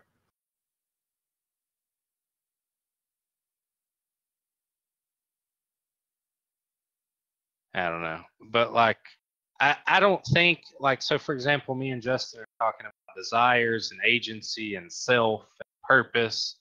I don't think any of those things make sense if God doesn't exist. I'm open to hearing your guys' views, but I don't think they make sense at all. I can't make sense of the world without this paradigm. Hey, I got a question for you. Yeah. Around, I don't know how familiar you are with like biblical timelines, but around what time did Jesus come down to earth? I mean, according to history, it would be like, I think he was born around like 2 to 4 BC and died around somewhere between 30 to 33 AD, or Common Era, whatever you want to call it. But he was generated eternally. Yeah, I mean, you're talking about the incarnation of the Word at this point, which is explained in John 1. So Jesus and us is logos, is intellect, it's word, it's the rational principle behind the universe. That's how the Greeks used it. The plural form of that is logoi. And so we think Jesus is both the one logos and the many logoi. And the logoi in Eastern theology are the models and archetypes of creation. It's the way that God manifests himself in reality. Yeah, did you hear his contradiction about being generated eternally at a time? Yeah, you should keep pressing that point. I think I could, but I mean. No, you're what I mean. I'm open to you critiquing me, dude. It's good for me. So like, it's good for me to figure out how to verbalize this stuff to people who don't. Josh is here, but he's.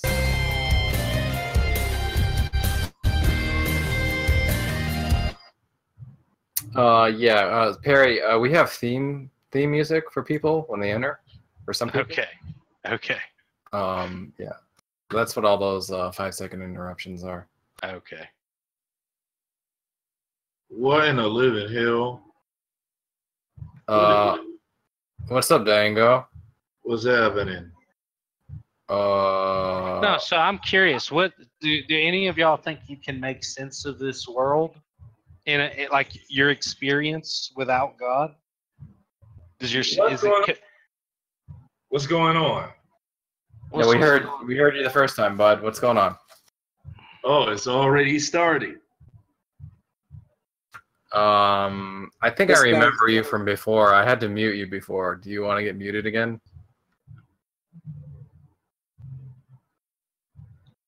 Who experience of our guy? What's going on? All right. I just came in here. All right, bud. Yeah, okay. It's not. No, but so like my position on truth is that like the truth of any proposition is going to consist. Definition of knowledge. Well, mine is that it's going to consist in its coherence with some other specified set of propositions in my mind. I don't think I can get outside my beliefs, and my beliefs, as me and Justin talked about earlier, which I like, is the propositions that are true or false. That's what he said a belief was, and I agree with that definition. And so, like, I don't think I can get outside of my beliefs, and so I think truth is some consistency or coherence between a set of propositions. And so I'm curious if any of you guys think that your own worldview actually explains our experience better than my own. You think that truth is coherence or consistency between propositions? That's weird. Couldn't you have between some specified set of propositions? Yeah, because like Tolkien was famous for having a set of propositions that coheres together and is consistent with each other that are all false propositions. That's a very bizarre definition.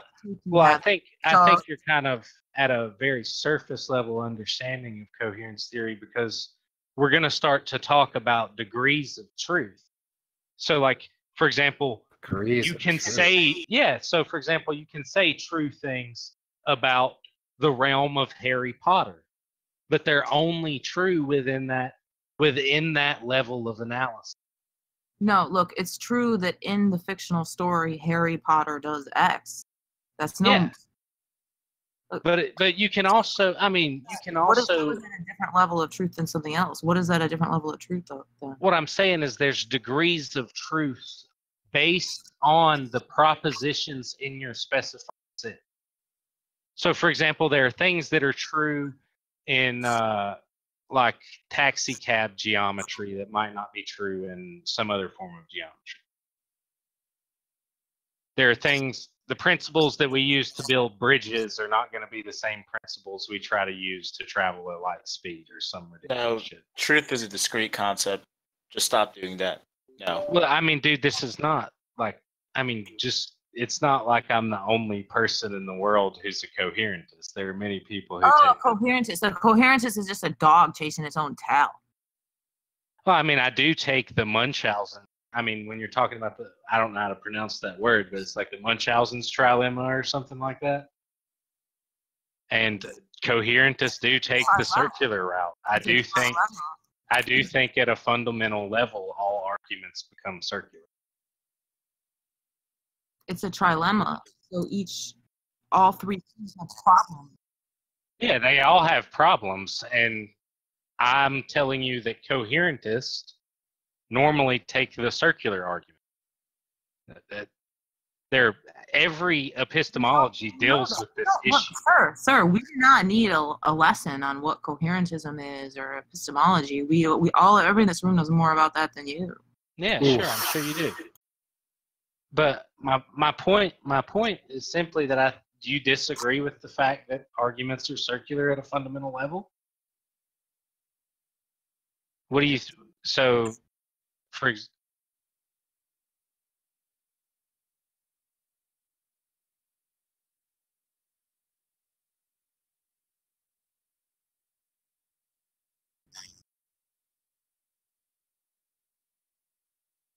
Ooh. So can you give me an argument for the meaning behind language without using language? Language is a good example of something that immediately becomes circular.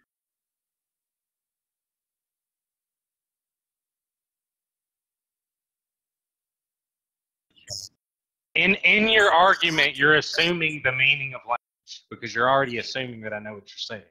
This is my point. You can't argue about the meaning of language without language. It's immediately circular. What are you talking about? Yeah, of course you can argue about the meaning of language without without using language. Go ahead and do it. No, you can use language, but I'm saying that you're okay. So you're presupposing the meaning of language in your argument for the meaning of language. Right, but what are you saying that you can't argue for? I'm not No. saying you can't argue for it. for a I'm saying it's a circular argument. Look, no, you can give non-circular arguments for a specific analysis of meaning. Not all arguments about meaning in philosophy are not all right, but all arguments about semantics and philosophy they don't presuppose their semantic theory, right? Like causal theories of semantics don't presuppose the causal theory of semantics in order to argue for them. So you just don't know what the fuck you're talking about. Of course, you can't argue that meaning exists without meaning, but you can argue for a theory of meaning without presupposing that theory of meaning. So I don't know what the fuck you're talking about. Give me an example. Arguing for... Well, yeah. Give me an example. You're telling me you can do it without being circular. Show me. Look, you can give an account for the causal theory of reference that just says what's going on when a person uses a proper noun is that there's a christening event that happens historically in the past. What happens is that that christening event follows a causal chain until you're using that word today, and so it gets its meaning from that causal chain. That's not presupposing the causal theory of reference. That's just an argument for it. In fact, an internalist would disagree with that, right? Someone who rejects an externalist account of meaning. This guy doesn't know the difference between externalism and internalism. Right, a person who rejects an externalist account of meaning would argue that some of those premises are false.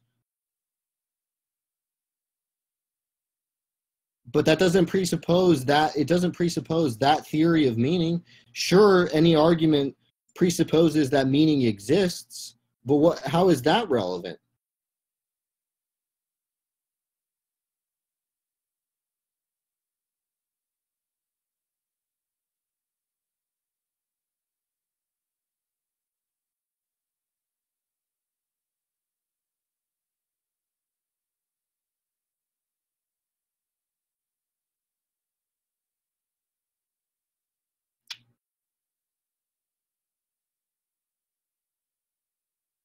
I mean, you can give simple modus tollens arguments for an internalist theory of meaning, right? Like you could say that if externalism is true and Lois Lane believes that Clark Kent is not Superman, then Lois Lane is irrational.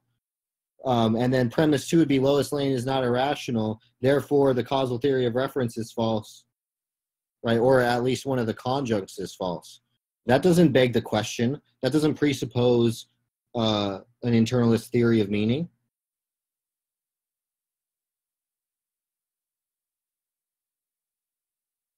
Can I be heard? Yeah, dude, I'm thinking about what you're saying.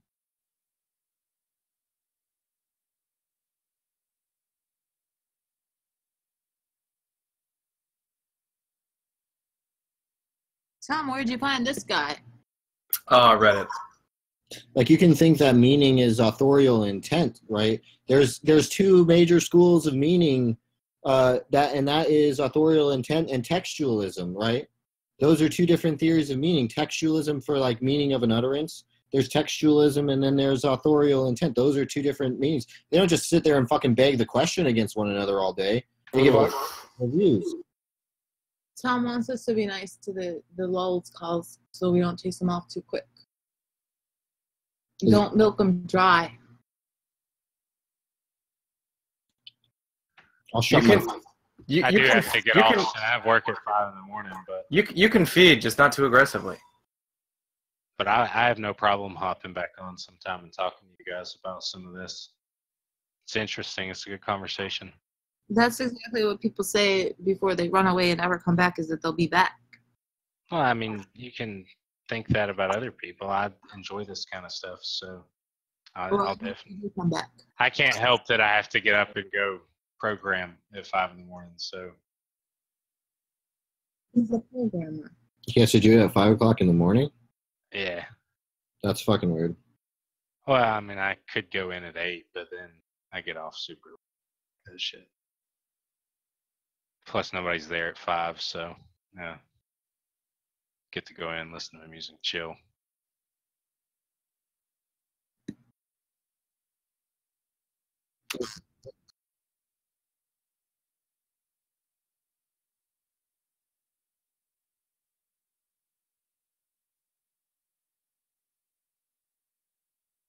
I would like to hear some of you guys debate Jay Dyer, dude. I'll be honest, I'm a layman you guys can tell. Who's Jay Dyer? When it comes to all this stuff. He's a YouTuber I listen to a lot, dude. He's really well read. He talks about like globalism a lot and stuff too. So Oh god. I don't know. How do you say his name? DY. Do you mind me saying your name, or what do you want? Yeah, but I would love to hear some of you guys debate him, dude. He actually has a philosophy degree and stuff. He responds to me on Twitter all the time. I don't know him personally, but I mean, I'm sure I could. I don't want to. I'm not representing him. Just want to say that out. I don't think I can get him in here right now. So like, I don't know him personally, but like.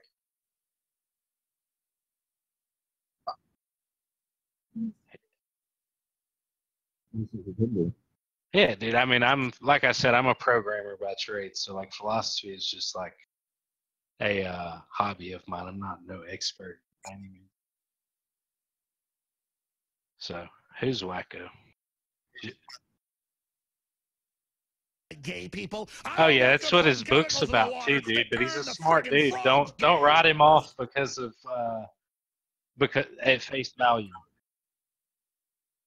Dude, it's some of his names. Dude, just give him a shot sometime. If you're an occultist and you think globalism is bad, you're just doing it wrong. But I mean, dude, he'll reference all kind of books for you to read about like why he believes the shit he believes. So he's a really good hub for kind of obscure information if that kind of stuff interests you. No. Why not? I don't know, dude. Tell me all about it. I don't know anything about the guy for I don't listen to. Ratchet, what are you doing? Shouldn't you be training in StarCraft? Yeah, I was. I actually just beat someone with one hand.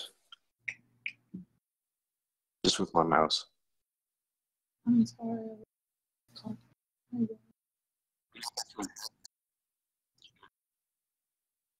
Is that Jarl? No, it's Big Chum. Jarl? No, I'm not Jarl.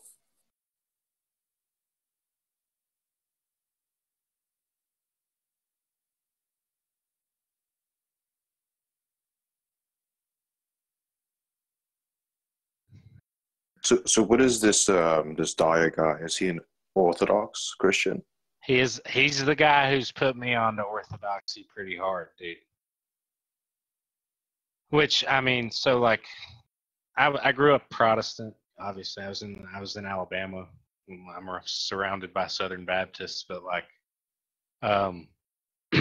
so I started researching atonement theories, which is like the theory of atonement in Christ. And in the West, we normally teach like penal substitution, which is something along the lines of God either abandoned or beat his son so that we could be saved. That's kind of what I grew up, taught. And it's never sat right with me. I've never cared for it very much. And so I started, a friend of mine turned me on to atonement theories. And that got me into the Christus Victor kind of atonement theory, which is basically that Jesus conquered death for all humans. So we believe that the incarnation was Jesus and the resurrection was Jesus raising human nature, which we all share. And so that's what they believe about salvation. And so heaven and hell are really just different perceptions of kind of God's presence in Eastern Orthodoxy. And that's where my research on atonement took me. So that's kind of why I'm heading that way. So you don't think heaven and hell are actual places? Well, I think they will be on new heaven and So I think it's in a real physical realm, exactly like this, but you're surrounded by the presence of God. And people who don't want that relationship with him don't enjoy that. And that's what the lake of fire is. So the lake of fire and the waters of life that flow from God's throne are the same thing in Eastern Orthodoxy. And I mean, C.S. Lewis even kind of alludes to some, I think he has a quote, something like heaven and hell are lit up with the same flame, the fire of God's love, or something like that. They also believe in a chance of salvation after death. So like people can still come to God and have that relationship with him after they die. Because we think everybody has eternal life because Jesus raised human nature. How did he do that? Can you explain what you mean by that? So that's what we think happens. So Jesus he has the divine essence. He is holy God, and he's the second person of the Trinity, and that person, that hypostasis or subject, takes on human nature and then follows it down into death and then is raised, and with it it's also raised. And so we think what he did was the undoing of what Adam. So in the same way that Adam affected all mankind, Christ affected all mankind. And so that's why the Bible talks about Adam being a foreshadow of Jesus. I'm just curious, like what like the practical effects of that was. Like in the year 100 BC, how would a human be different from someone born in the year 100 AD? Well, I mean, so we think that we think that there was a miraculous birth. I do believe in the virgin birth and the Holy Spirit, them performing a miracle to bring the Logos, which is a person of the immaterial God, into flesh. I think it's a right. I know, I miracle. get that part, but how was human nature raised? Like, how was it changed? So when people die in this theology, they go to Sheol, right? Before Christ is raised, they go to Sheol. When Christ is killed, he's actually in the tomb for 3 days, and I think he was preaching the gospel to those in Sheol. And that on day 3, when he is raised, all of human nature is raised because he's taken it on. And we think that's a mysterious sense. We don't think we can explain that in any type of scientific way or anything like that. So I'm not quite sure what you're asking, to be honest. Well, when you say human nature is raised, what I kind of take that to mean is, human nature was one way before Jesus, and after that, human nature changed to be different in some way. Yeah, so I believe that before the fall, we existed in a way that Jesus exists at his transfiguration in the Bible. I believe I don't think death is natural.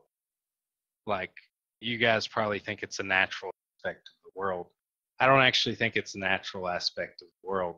I think that the way that we were before the fall is what Jesus came to restore. And so I think that humans were given dominion over the entire creation. So the image of God has multiple meanings for us. There's the idea that the way that our nature is instantiated in persons, so is God's nature. But then there's also the idea that we are the image bearer of God, which is like the image bearer of the King. And so we actually were given dominion over the creation. And when we started to move away from the creation, it corrupted what we call the nous, which is the aspect of our being that gives us direct access to the divine energies of God. And so Jesus came to restore that. in a sense, and it's not full. It hasn't come into full fruition for us. That's what Revelation describes and stuff. All right. So it sounds like what I'm hearing is that humans were. When I asked you what humans were like before Jesus, you say that they were like what Jesus was before he died, which doesn't really answer the question. I don't really know what you meant by that. Well, so like I'm saying the way. So I think. Are you familiar with the idea of the fall in Christianity? So like humans, like I don't. First of all, I don't think that those are literal truths. So like, for example, the Bible is very clear that it is Christ that gives eternal life, and so I think the tree of life in Eden is Christ. And that's Just why we think of an aspect of human nature that you think has changed. It's the nous. And so that's probably not a concept that you're familiar with. We would call it something like the eye of the soul. But I'm familiar with energy. So you're saying that after Jesus dying on the cross and the 3 days after that, you're saying that humans have better access to God's divine energy? That's exactly what I'm saying. I think through the sacraments of the church, you grow in relation with God, and I think this is an eternal thing.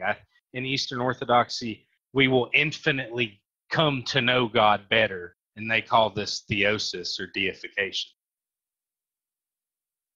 I don't know. I think there were a lot of godly people before Jesus that had, pretty good access to the divine source of energy. I don't know how you could ever distinguish between, that access before the event and after, I guess. I'm very skeptical of that.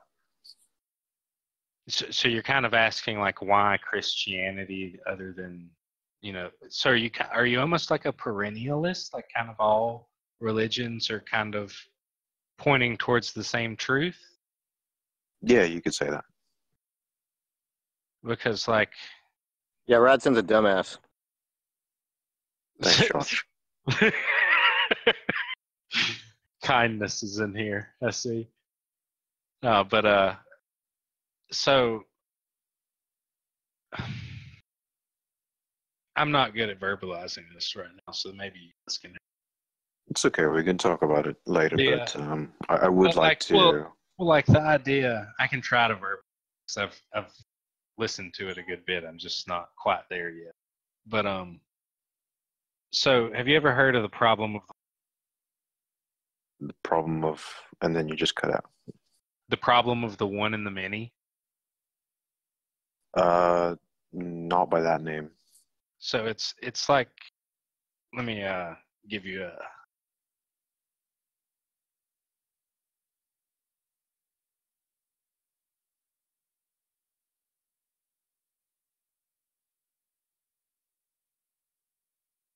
Thank you, sir.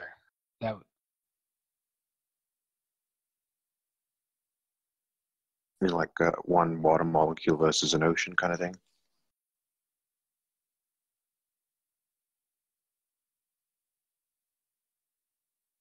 Okay.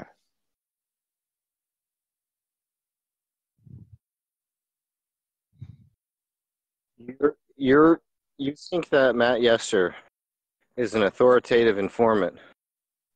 Yeah. But that's probably why you have a misconception. Just don't. It's a question. Can you try to verbalize it for us, friend? Well, it's a question of ontological priority, right? There's the question. So it doesn't have anything to do with experience or anything like that. So just get that shit out of your head, because that's Matt Yester filled your head with garbage. So just don't ever talk about that again. Yeah, I'm not clear on exactly what the problem is.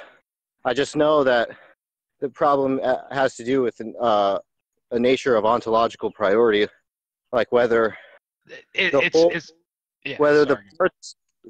parts that constitute the whole are ontologically prior to the whole, which is presumably needed for the parts to exist or something like that. It's like yes, this dude's on the right track. So it's things that are ontological. Okay, so it's things that are ontological. Is the one ontologically prior to the many? So, for example, is my one humanness like prior to the many parts of me, right?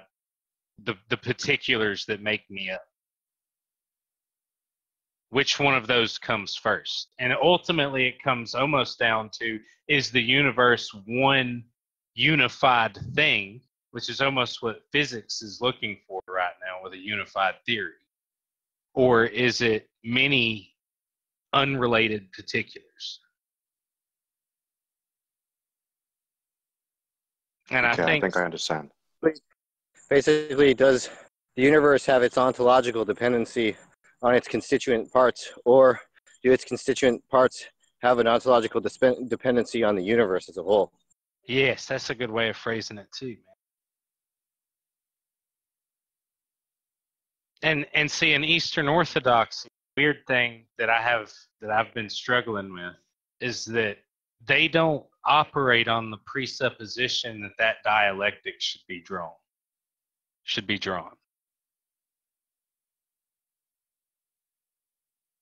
So they think things are both one and many. That's why earlier I was trying to give the example of a pen, which is many parts, but it's one pen. They think it's both of those at the same time. In the same way, we think God is both one divine essence and three persons. There's not just because there's that distinction, we don't draw that division or that separation.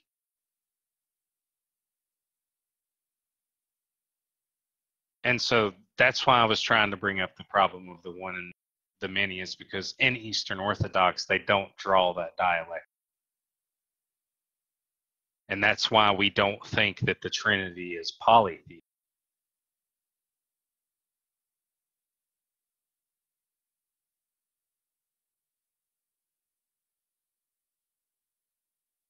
Well, no, because that's trying to draw a dialectic. The oneness is genuine, and the many and the distinctions are genuine, but they're not separated. And so, like earlier, I was talking about apophatic theology, and so like we talk about God the way He's not sometimes, and so that's like why do you not want to be a polytheist? Well, because I do believe that. I mean, my entire paradigm rests on Scripture. What? Well, it sounds like earlier we were talking about presuppositions. My presupposition is that the Christian God is necessary to make sense of reality. Yeah. What if it came to what if it was just that the Christian God is a polytheistic God? What would be the big deal? I don't think. I'm not sure. I'm not sure I have a good response to it off the top of my head. Well, it seems like you desperately do not want to be a polytheist, and I just don't really understand why. Well, I just don't think that's what my religion teaches. I don't think that's what Scripture teaches. I mean, it's based on Scripture for me. Yeah, but if it were true that polytheism is true, it wouldn't really matter, would it, to you?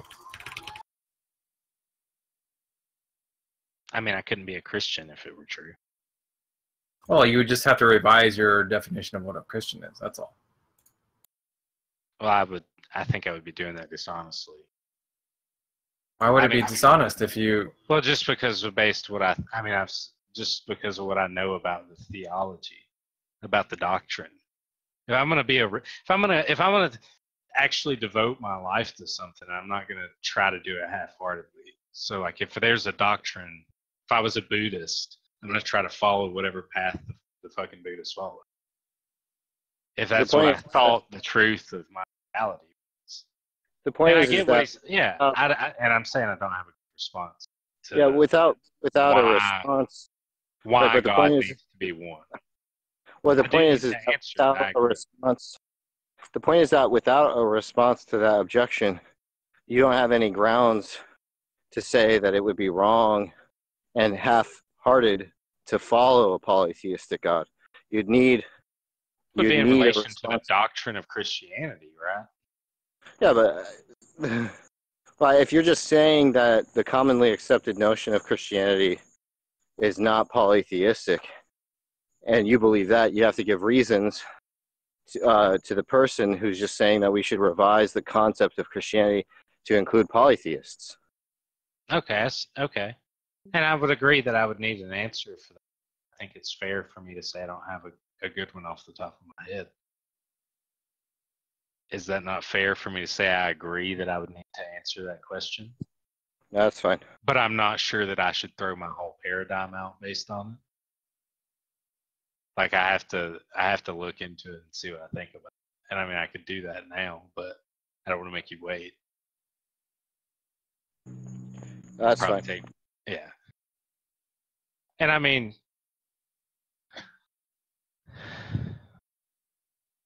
I'm trying to decide if I think that a polytheistic version of the type of God I'm talking about is rational.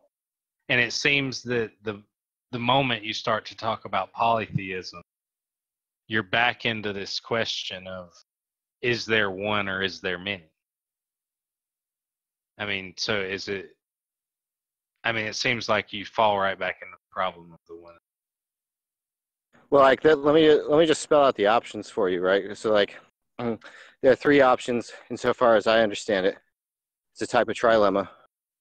Now, if you take one of those options, say it's either there's a fact of the matter, it's either one or many, right? You can say that there's a fact of the matter. Okay, so let me break it down this way. The largest scope is that there are two options. There's either a fact of the matter about whether there is one or there is many, right? Now, if you take that dilemma and you say there is a fact of the matter as to there being one or many, then that presents you with a dilemma, I guess, if you don't care about incoherence. And so the dilemma there is there is one and many, and that's a contradiction if there's a fact of the matter, right? And if and the other option is that it's either one or many, but not both, because obviously one and more than one are not equal.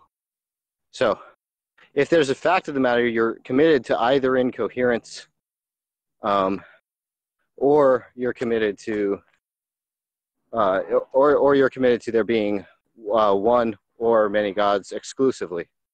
Now, the other option is that there is no fact of the matter, in which case it's also going to be true that there's no fact of the matter about whether there's 3 gods or 527. Okay, but it seems like you're wanting to enforce a presupposition that I don't think I would agree with, which is that distinction must entail division. No, I'm saying that you're saying that if there's one and many, either the fact of the matter that it is both, or that it is one or the other. Is that not? Right. Did I misunderstand you, or did I misrepresent you in any way? So on the view that there's the fact of the matter, right? All you're saying is something that is trivial to accept, which is 1 is not equal to 3. You know, I mean, you'd have to be a lunatic to accept that 1 is equal to 3. That entails contradictions. But you see, you're drawing a dialectic between the one aspect of ontological aspect of reality and the many. You're trying to, and what I'm saying is neither of those are ontologically prior. I'm not drawing that dialectic. One pen is both one pen and many pieces of plastic and metal and ink molecules or whatever. Well, it's fair. I mean, it's fair to say that there is. I mean, I guess it's fair to say that there is no ontological priority. I guess that's fair. You might think that if you're a subjectivist or a materialist, right? So if you're a subjective idealist, you think that everything has the same ontology, and if everything has the same ontology, then obviously it doesn't make any sense to say that something is ontologically prior to something else. I mean, unless it's not really an ontological distinction, unless it's a mereological distinction, in which case you're just asking whether or not the parts are prior to the whole. But I mean, then you have to even talk about whether or not you think mereology makes sense, you know? Yeah. Yeah. But see, in Eastern Orthodoxy, they don't draw that dialectically, so that's why we say God is not. And we don't draw that dialectic because we don't think you can make sense of reality without it. I mean, with it.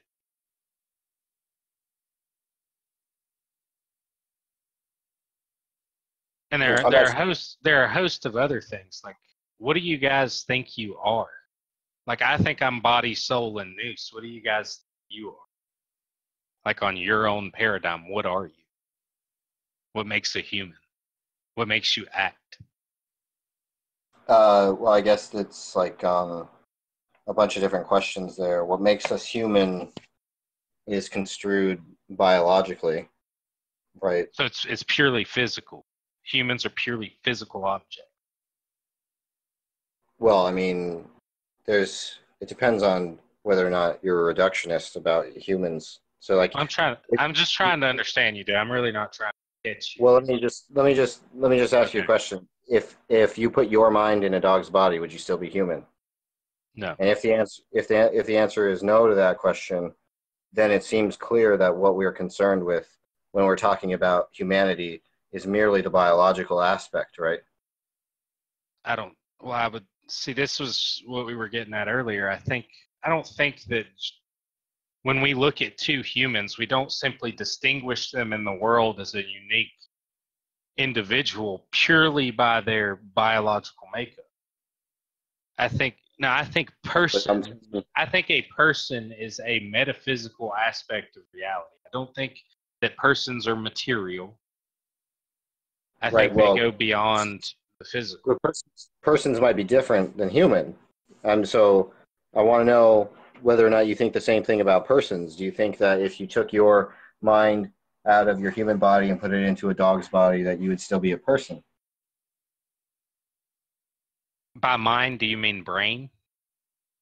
Like, no, are you talking about like physical swap, or are you talking about like the inner monologue that I experienced? I'm talking about your beliefs, your desires, your thoughts, your intentions, your feelings. I don't think it's possible for dogs to have those things. Well, I mean, there's obviously no logical contradiction in dogs having those things, right? But I'm just saying, purely for the entertainment of the hypothetical, if that were to happen, would you continue to be a person, or would you cease being a person? I would definitely cease being a person. You see, then I don't understand how you're not construing personhood in terms of physicality then, because it seems like the only thing that we're changing between the two scenarios is the matter, right? So it seems like you're saying that a person or a human is reducible to the matter which composes it, and I would supposedly say there is the biology. Well, so when we talk about an essence or nature, we're talking about the fundamental attributes that make something what it is. And I mean, part of my theology is that a human is body, soul, and nous. I don't think that those come separately. Person and nature are distinct, but I don't think they're ever separate except as like abstraction. Right, but you would still, do you think that you would be a human still if you put your mind in a different human body? I mean, sure, because at that point you have body, soul, and nous. Right, but then it's clear that it's not your body that's an essential property. So the question is... No, it's the fact that I'm instantiating human nature. But I don't understand what instantiating human nature is in this context besides instantiating human biology. It seems like a prerequisite for someone being a human is that they have a human body. It is. I do agree with that, but I don't think that's all it is. I don't think, for example, my concept of a human would change entirely if my consciousness were merely an emergent property of the matter involved. I mean, it would almost be like I'm software and I'm not even, you get what I'm saying? My entire conception of a human would change if I put it only into the physical perspective. I don't think that the physical perspective allows for something like person to exist. Do you think that? Are you like a young Earth creationist? No, I'm not. I don't think. I don't really know what to think. Well, I mean, if you didn't I'm not. Currently, I would say the Earth's about 4 billion years old, but that's because that's what I learned in school. Well, the point. I don't actually know how I would go about proving. But I mean, that's the point about that is that if you don't think, then I mean, it's sort of weird. Like, at some biological point in the past, there was a fact of the matter about whether or not this being was a human. Now, I want to know what the criterion for that is. Well, I mean, I would go ahead and say that I would say that I mean, I'm not a big fan of the whole evolutionary paradigm, so I'm not gonna, nothing that I say is gonna be based on think that like humans evolved from ape-like ancestors into humans over billions of years. Right, so why don't you think that? Why don't I think that? Yeah. Well, I just don't think that the science actually shows that. I think that Darwinism makes a grand narrative out of science. I think science is to be used that way. So a pen is a tool for writing books and papers and letters. But you don't think that fossil evidence supports that then? I think paleontology is a pretty speculative science, and I think that they're missing a vast number of bones, and they make an entire animal out of it sometimes. Right, but don't you think that that's ad hoc? What do you mean? The way that the scientific model works is that it generates predictions, right? So, I mean, it would be it would be extremely unlikely under the scientific paradigm that you would find human skeletons in a certain rock layer, right? Now, if you found one, that would certainly count as evidence against the scientific paradigm. The fact that we haven't found one, and the fact that we find evidence of different types of ape-like creatures with different fossil structures and stuff like that seems to be evidence for that being the case, right? It seems to be confirmation of that hypothesis. Now, your rejection of that seems like it's not founded based on some dubious account of the predictions. It just seems like it's founded based on the fact that it doesn't cohere with your worldview. It seems like it's just I think you're extending certain physical facts to form a narrative, just like I am. It's not extending physical facts; it's predictions that are generated off of hypotheses. Yeah, but when those predictions are wrong, we're just going to fill it with a ghost lineage. No, that's what you're doing. No. A ghost lineage is a thing in biology. It's a phylogenetic lineage that we infer to exist, but we don't have any fossil. And so when we find a fossil in a place that it might not should be, we just infer a ghost lineage to stick with the narrative. I gotta go, buddy, but basically what you're saying is that that's ad hoc. That's what you're claiming, is that those instances are ad hoc, right? I don't think that there are specific instances of the type that you're talking. I mean, it seemed like what you were saying is that there's disconfirmatory evidence which is being explained away without further supporting evidence. I don't think that that's true. You're welcome to show me where that's true. Well, I mean, let's take another example. Like, I mean, you said you had to go. I'm gonna go like right after. But just to give you one more thing to think about, would be like indigenous retroviruses. There are facts surrounding indigenous retroviruses in chimps and humans. But you extend that to fit the grand narrative of Darwinian claims, and I would extend that to a common creator. It's a paradigm difference, and it's because, yes, we come at this with different worldviews. I gotta go. We'll talk about this later. All right, man. It's nice talking to you.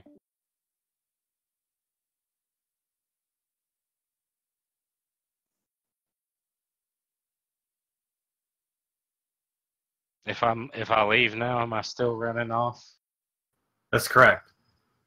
So I just have to like stay hostage all night. You guys just gonna beat up on me all night?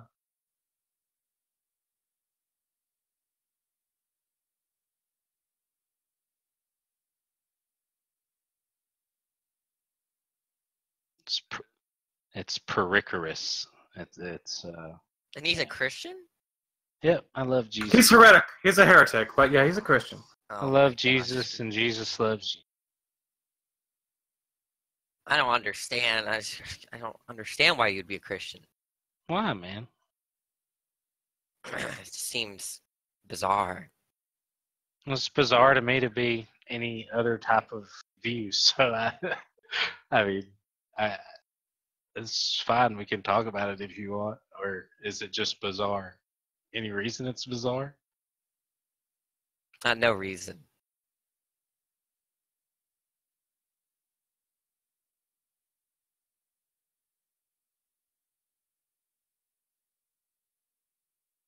Guess it's bizarre that you'd be in here.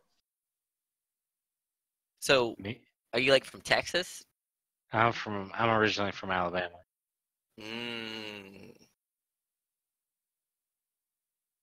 Got a deep Southern accent, so.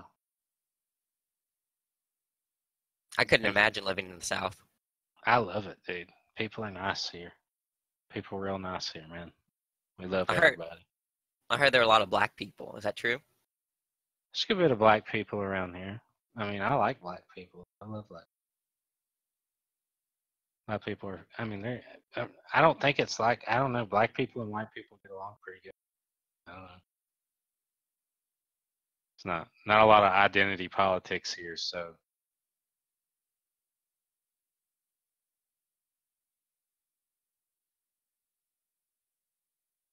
I'm just kidding. I'm a Christian. I live in the South, too.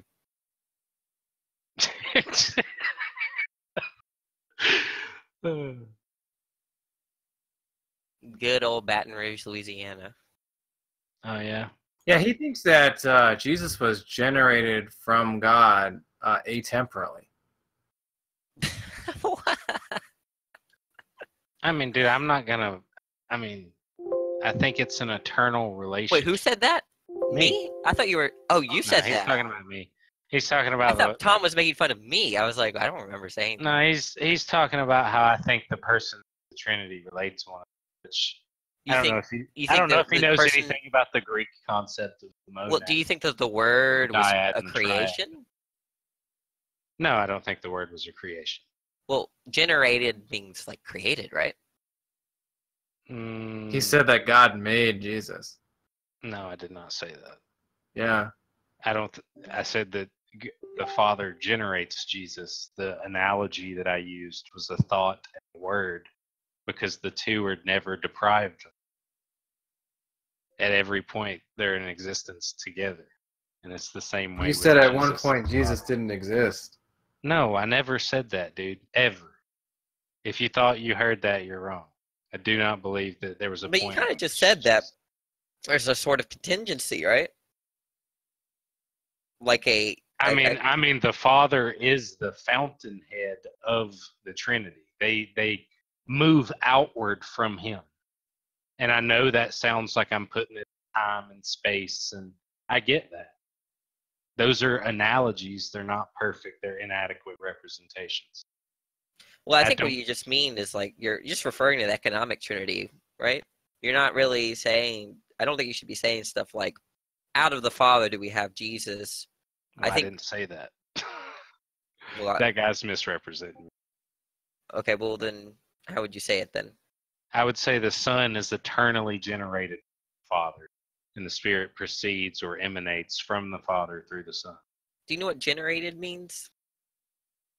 In a normal sense, yes, I do.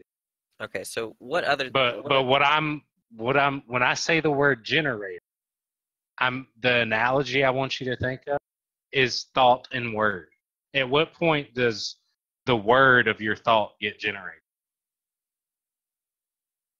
At what point does my thoughts, the content of my thoughts, generated into a word?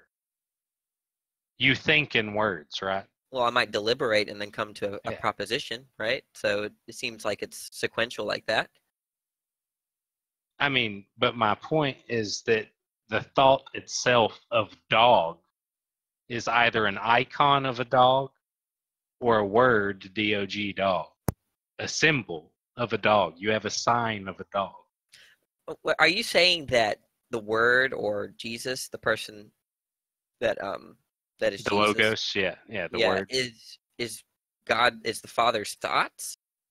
No, I would say that in the analogy, which is not like a perfect representation, the Father would be the thought and Jesus would be the word.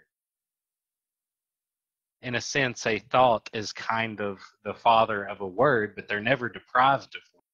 Well, we could distinguish a thought and a proposition, right? They're two different things. Sure, but thoughts are most of the time in propositions or images. Well, a thought carries a proposition. I mean, what distinction are you drawing between the thought that you think and the proposition itself? Well, when we define what a belief is, we tend to think of a belief as someone holding a particular proposition, and we can't really conceptualize a proposition outside of our mental state, right? We can conceptualize a proposition, and then we think of a thought as carrying that proposition. I'm not sure that I think of it. I mean, I'm trying to figure out, I think in words most of the time, so maybe that's why I'm having an issue, because I don't think in images at all, but like, I'm having a hard time drawing a distinction between a thought and the words carried in that thought. Well, there's a distinction between the two, but when are they deprived of in your experience? Well, it's something, I guess there might be a maybe someone else would be better at explaining this, but the way I think about it is,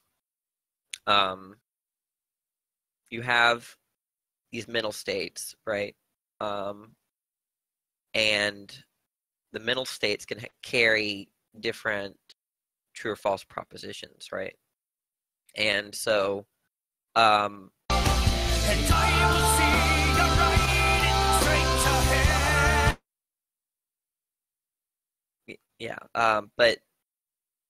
what particular, like I guess, like if you take a world where there's no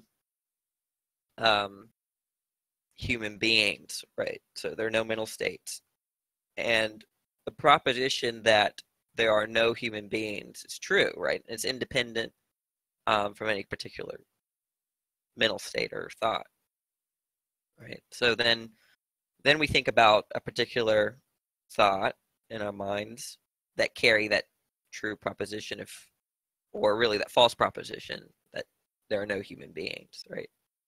So I mean, I don't know what you're saying. I don't even know why we're in this alleyway of a conversation, but The idea is that what I'm trying to get you to see is that, at least in my experience, there's not, when you experience a thought, there's not a separation between the words that I'm saying to you and the thoughts that I'm having. The thought generates these words, and the breath underlying it allows it to be illuminated to you. And so for me, this is the best analogy we have of the Trinity, which is the Spirit illuminates the Son, which comes from John 15:26. And then the Son illuminates the Father. You can look at many verses, but John 14:6 is one that comes to mind, which is, I'm the way, the truth, and the life. No one comes to the Father except through me.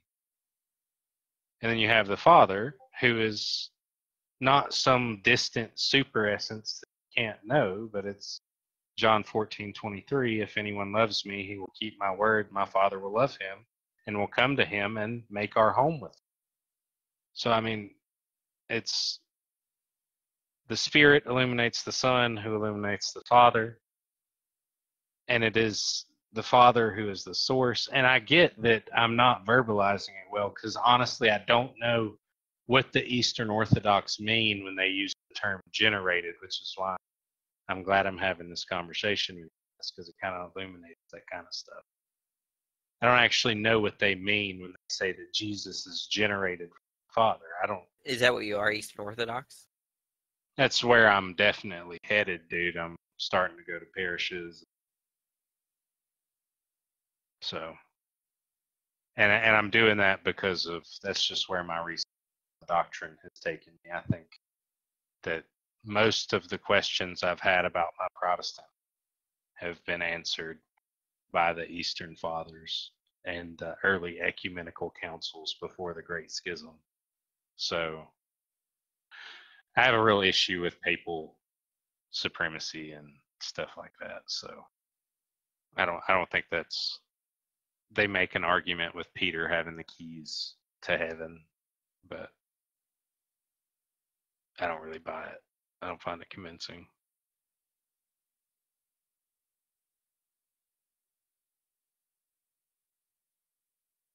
But so, like, what I think, dude, is that there's a distinction between the persons of God and his essence. And so when I think people talk about his essence, they're talking about the unity in God. And when they talk about the persons, they're talking about the multiplicity. Would you say you worship three persons? I would say I worship one God that is three persons, yeah. But I believe that they have one will and one energy or operation, or that they act in tandem or as one. You think Christ has one will? I think you're kind of, I don't really know where I stand, and I'm not really sure where Eastern Orthodox stands on condemn the gnomic Christ of the Eastern Orthodox Church condemned the teaching that Christ had one will. And what ecumenical council do you have to know? Give me a sec. Yeah, I mean, I'm not questioning you. I'm just curious.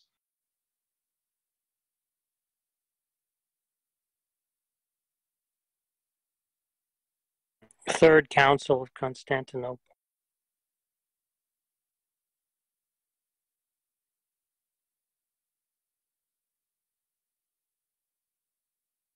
Yeah, I think the view is that each Yeah, person... but I don't really know where I stand on that, dude. But my understanding of how they describe the Trinity is that the persons have one will and one energy. But think about it, like, wouldn't you say that the will of Jesus is different than that of, like, or really the volition that Jesus had is different than that of the Father's, right? It was, well, I do think that they are distinct persons, like we're distinct persons.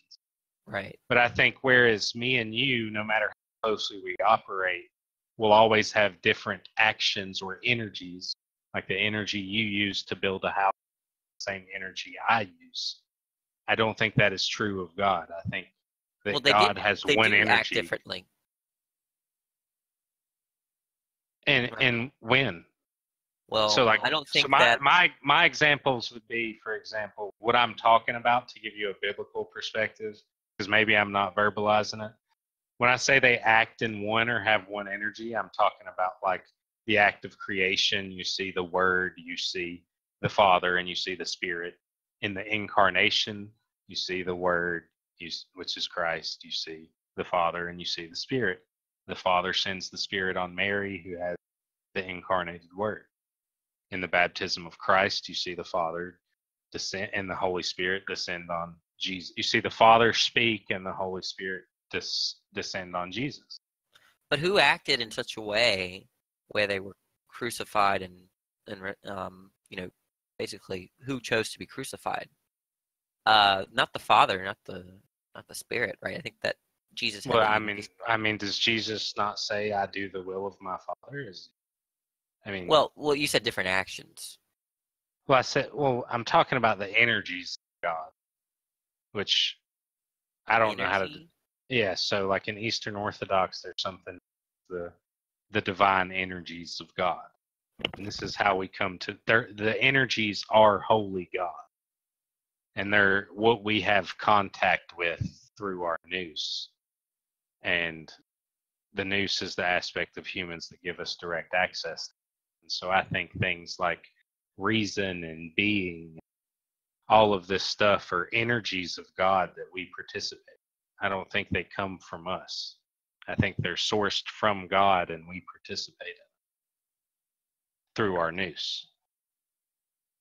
And so that's how I make sense of something like the ontological status of logic.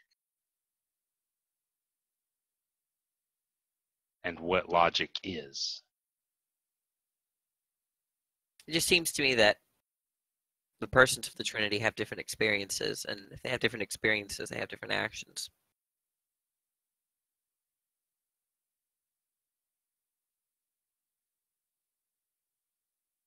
Give me an example of what you, I guess what you're saying is that, I do think that they have distinct qualities themselves. I think that their distinct qualities are some way described in the way that I'm trying to do it, but I'm not doing it. Well, that happily. Who experienced being crucified on a cross? The Son. Right. So that's a unique experience to the Son. But God was also there.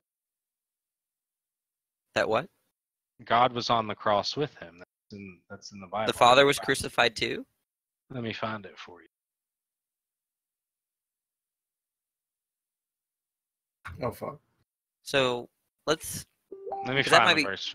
That might be problematic, right? Then, what we learned in Sunday school was something like Jesus died for our sins.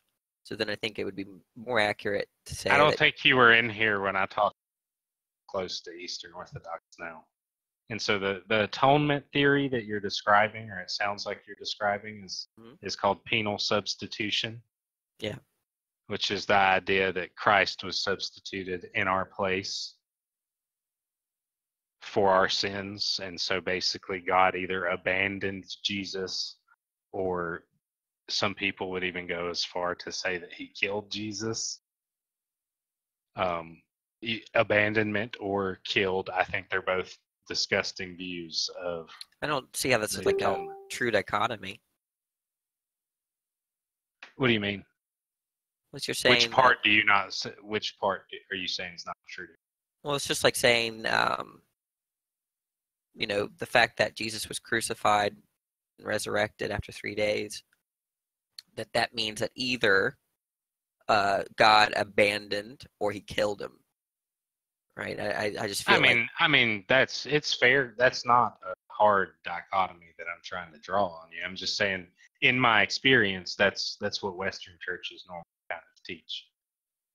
Do you think that God the Father abandoned Jesus on the cross in your place? Well, I don't know why you're using the word abandoned. I think he if you mean forsaken, would that be a better word? Yeah, there's the kind of I'd be interested to do an exegesis of what Jesus meant when he said, "Why, God, have you forsaken me?" I can tell you right now that he's referenced Psalm 22:1. It's not a statement of abandonment. It's So, not, or it. No, it's not. Okay. And you should go read Psalm. If you're, you should go read Psalm 22:1 in your spare time. It's amazing, dude. It's like for Christians, it's like it's great, dude. The psalm is affirmative. Affirmative of what? It's affirmative of God. So anybody who understood, anybody who knew that Jesus was quoting that psalm would have known that the psalm doesn't end on a note of abandonment. You're correct, sir. You're absolutely correct. It actually ends with "It is finished,"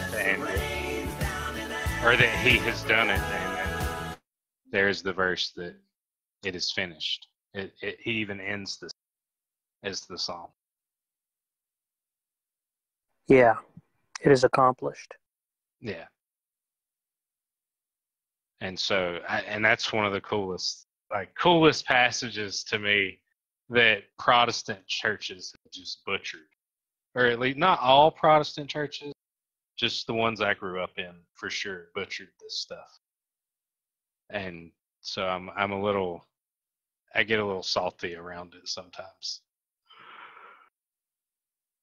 Because I believed it for a long time. So, and I'm enjoying the conversations with a lot of the atheists on giving me good responses. A lot of them know a heck of a lot more about philosophy than I do.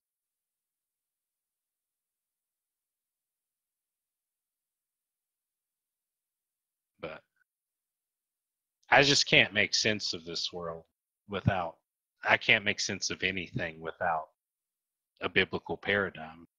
Everything seems to fall into nonsense except for that. Maybe it's cognitive bias right now, I don't know. But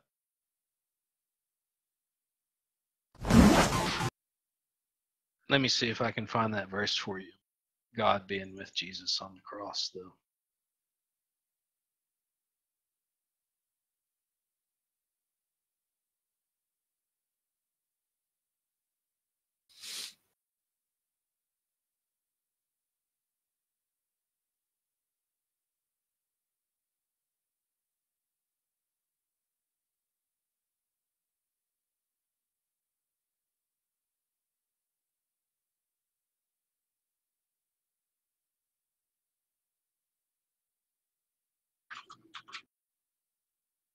Yeah, I think I'm thinking of John 16:32-ish. Do you finally believe? Jesus replied, "Look, an hour is coming and has already come when you will be scattered, each to his home, and leave me alone. Yet I am not alone, because the Father is with me. I have told you these things so that in me you may have peace." And so, in Eastern Orthodoxy, my understanding, man, is that the atonement, they actually spend more time around the incarnation of Jesus, which I would recommend reading Athanasius' Incarnation on that, and then the resurrection of Jesus. And so, if you actually read But Paul, here, how do you get to the inference that therefore Jesus was crucified? I mean, Jesus was crucified because he was... I'm sorry, the Father was crucified. I mean... Look, was Mary with Jesus when he was crucified? No, but Mary is not a member of the Trinity. No, but the idea is this, right? That there could be a sense in which the Father is with Jesus, but he wasn't being crucified. Okay. Well, let me ask you this. Why are you so adamant that only Jesus was crucified? Well, it seems like I have this kind of notion of the economic Trinity where the persons of the Trinity take on different roles. And the particular role that the Word, Jesus, took was to condescend to earth for the purpose of saving humanity or to testify to the truth, as he said to Pilate, right? I think that this was, in one sense, the will of the Father. That's to say, he allowed it to happen, he wished it to happen. But the source of the action is going to be from the person of Christ, not from the other two persons. That's to say that Jesus does have a distinct volition. Right? To say that they all have the same will would be, I think, problematic in trying to reconcile how they have different experiences. Or maybe there's a notion of will that you've bought into that I don't understand. Well, I mean, I'm completely open to, different ideas here because I don't actually have any type of dogmatic view on.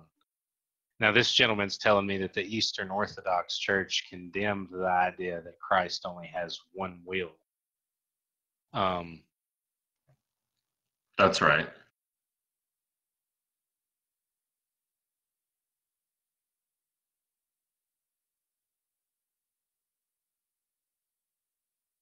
That's a heresy known as monothelitism. Yeah, and I know that now that you say that term, I know I've heard something on that, and so maybe I'm verbalizing something hella wrong here. But I'm not real well read on that topic, so I need to go read up on it. Well, it doesn't talk about. I know you're talking about the gnomic and natural will. But I'm just talking about Christ, because the heresy applied to whether Christ has a distinct human will and a distinct divine will, or whether Christ has one will. So I don't know how that figures into. Now, what did you say their conclusion was? Christ has one will. Christ has one will. Is it? Sorry. Christ has two wills. Two wills. Is it like a human will and a divine? Yes. And so it's the human will that's bleeding in the Garden of Gethsemane. And is that kind of what you're getting? Is that kind of what? Am I on the right track there? Well, I don't know what they would say about that. I just know they condemned the view that Christ only had one will. Let's check. Like two natures and one will. I definitely don't think that I guess he is wholly human and wholly, so yeah. And you're saying that they believe he has a human will and divine will. And the third council of Constantinople asserted two wills and two operations in the person of Christ. So that's energeia. Yeah, that's energy. So they're saying there's two energies and two wills. That's right. I think there's like a view. I think Jack knows a lot more about this than I do, but like there's a kind of modified Apollinarian view.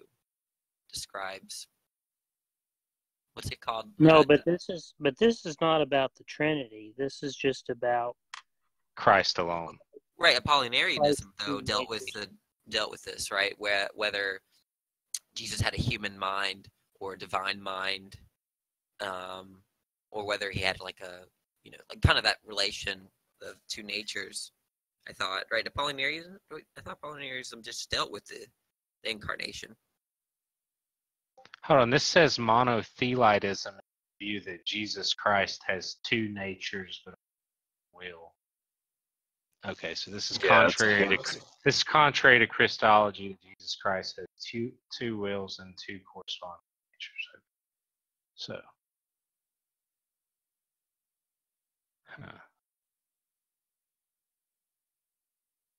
lots of reading to do, man. I need to just buckle Did you go down. through catechism?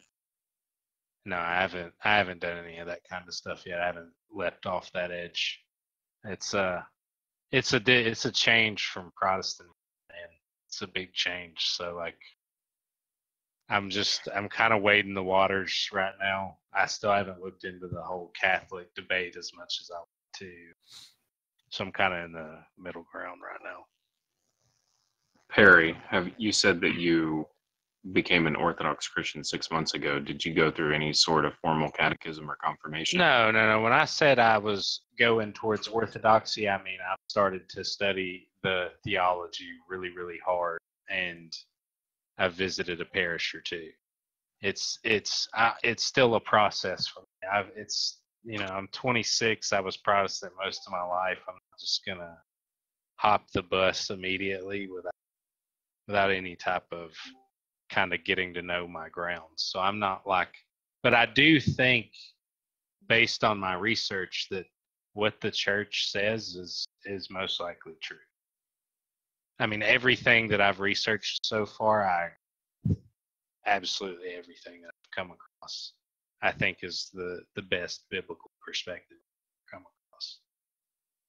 Sorry, Danny, you were right about that. I was getting Apollinarianism confused with something else. And what was he saying about that? He was saying that there were intermediate positions.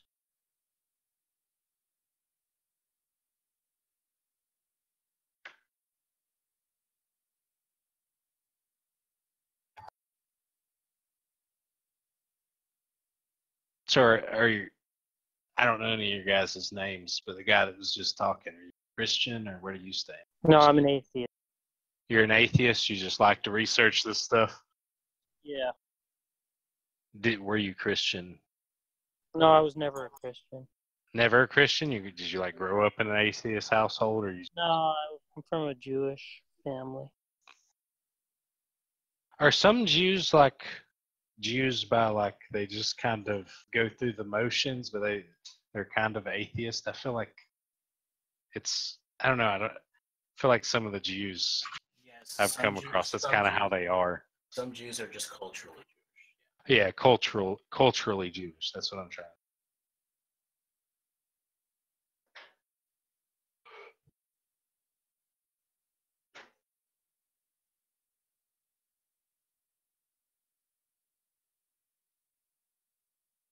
Yeah, Jack, I think Apollinarianism is actually rejected, at least in the Protestant church, from what I understand. No, I think everybody rejected it. You're right. But I think they're just it was very influential in terms of birthing other modified, what is it, Yeah. modified tism? There's also paper plates under this right side of whatever. Right thing right there. Yeah, man. Sorry, guys.